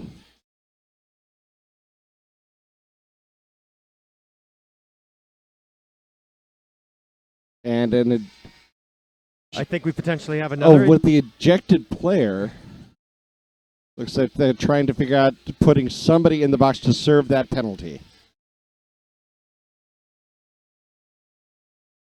So they've got to put somebody on the track because there's no room at the end. And then she will have to go in and serve that penalty. Looks like the person that gets that is Mad Child. Or it could have just been that she was in the queue already and had to be on the track in order to serve her penalty once it was open. That's also that's very likely the case. I bet you that's correct. But Irene is through, right through the middle lead. Jammer for Seattle Derby Brats. Charlie Horse still working on it. Push to the outside over there in turn 2. So Mad Child did sit down in the box, so does seem like she was at very least in some queue. Irene 5 points up, a grand slam. Charlie Horse still stuck in the pack, looking around to the outside, finding a tripod up front. 2 more to beat, 1 more to beat. Now she's through for her initial pass. 50 seconds left on the game clock. 1:16 on the jam clock. The jam is called. So we'll have at least 1 more. Absolutely. And a timeout on the Ultraviolets. Timeout called by the Ultraviolets. Slow things down. Get that last jam in.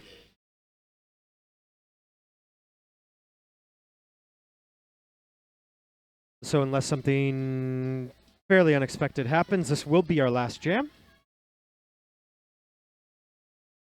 And it looks like it's going to be Bella DeBrawl against Hardly an Angel.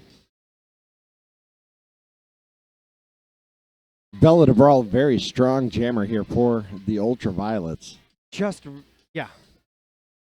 Just super confident on her skates. Really agile, very strong. Definitely going to be one to watch. Very much so. I would not be surprised if she ended up on the Galaxy Girls program next year.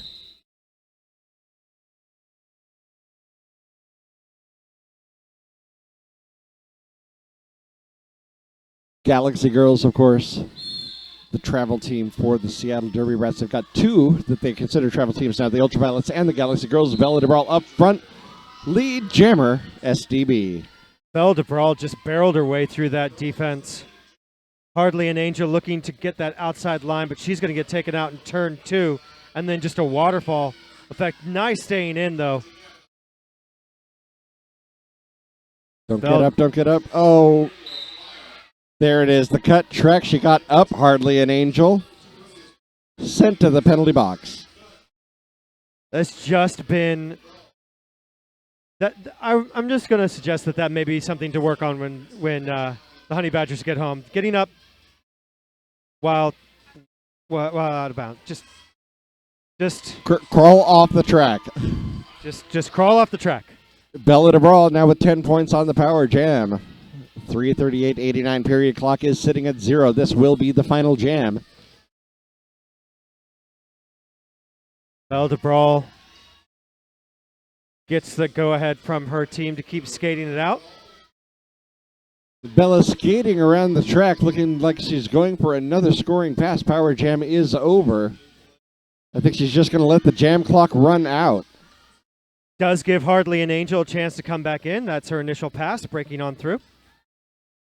Bella stepping around one skater, going for the outside line, not getting it. And there we go. The game is called. Your unofficial final, 343 for the Ultraviolets, 89 for the Honey Badgers.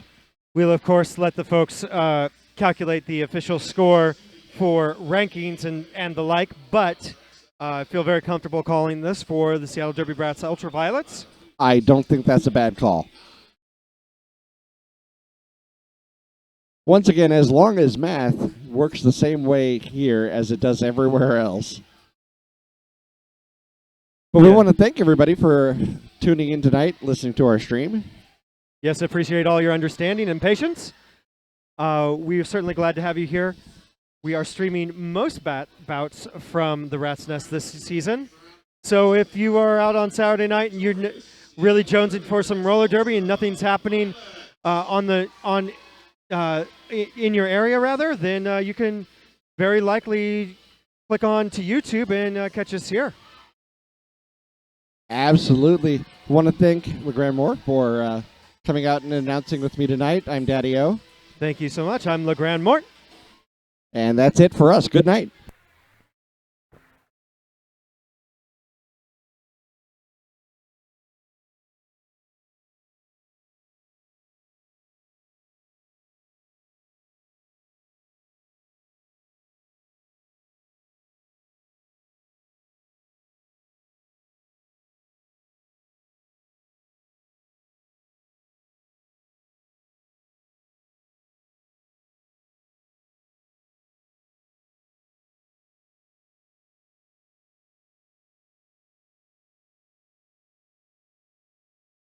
MVPs, and then they will come over to me, and afterwards we will have another team photo, only with different teams, and then it will be cleanup time. If you can, while you're working your way out, any garbage or other things you find, please pick up and put in the proper receptacle. That's fancy speak for garbage can.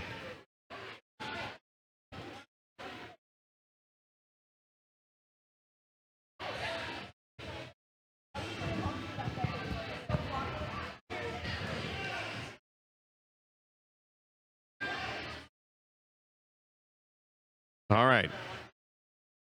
Ultraviolets are ready. You guys almost ready? However many we want. You could give 20 if you wanted. They got blocker jammer, I think. So yeah. Why am I saying that into here when I'm talking to you over there? I don't know. I'm addicted to the microphone. All right. Wheels. Who are your MVPs? So for blocker, number 17 And yeah. And for Jammer, 711. Hey, look, she's right here. Well, for Jammer, we did Violet Van Helsing.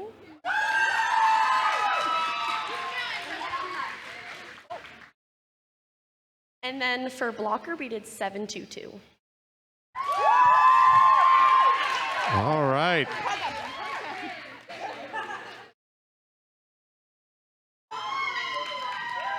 All right, I'll get out of the way and the photographers can photograph. And once again, as you're leaving, please collect any trash or other items you see lying around.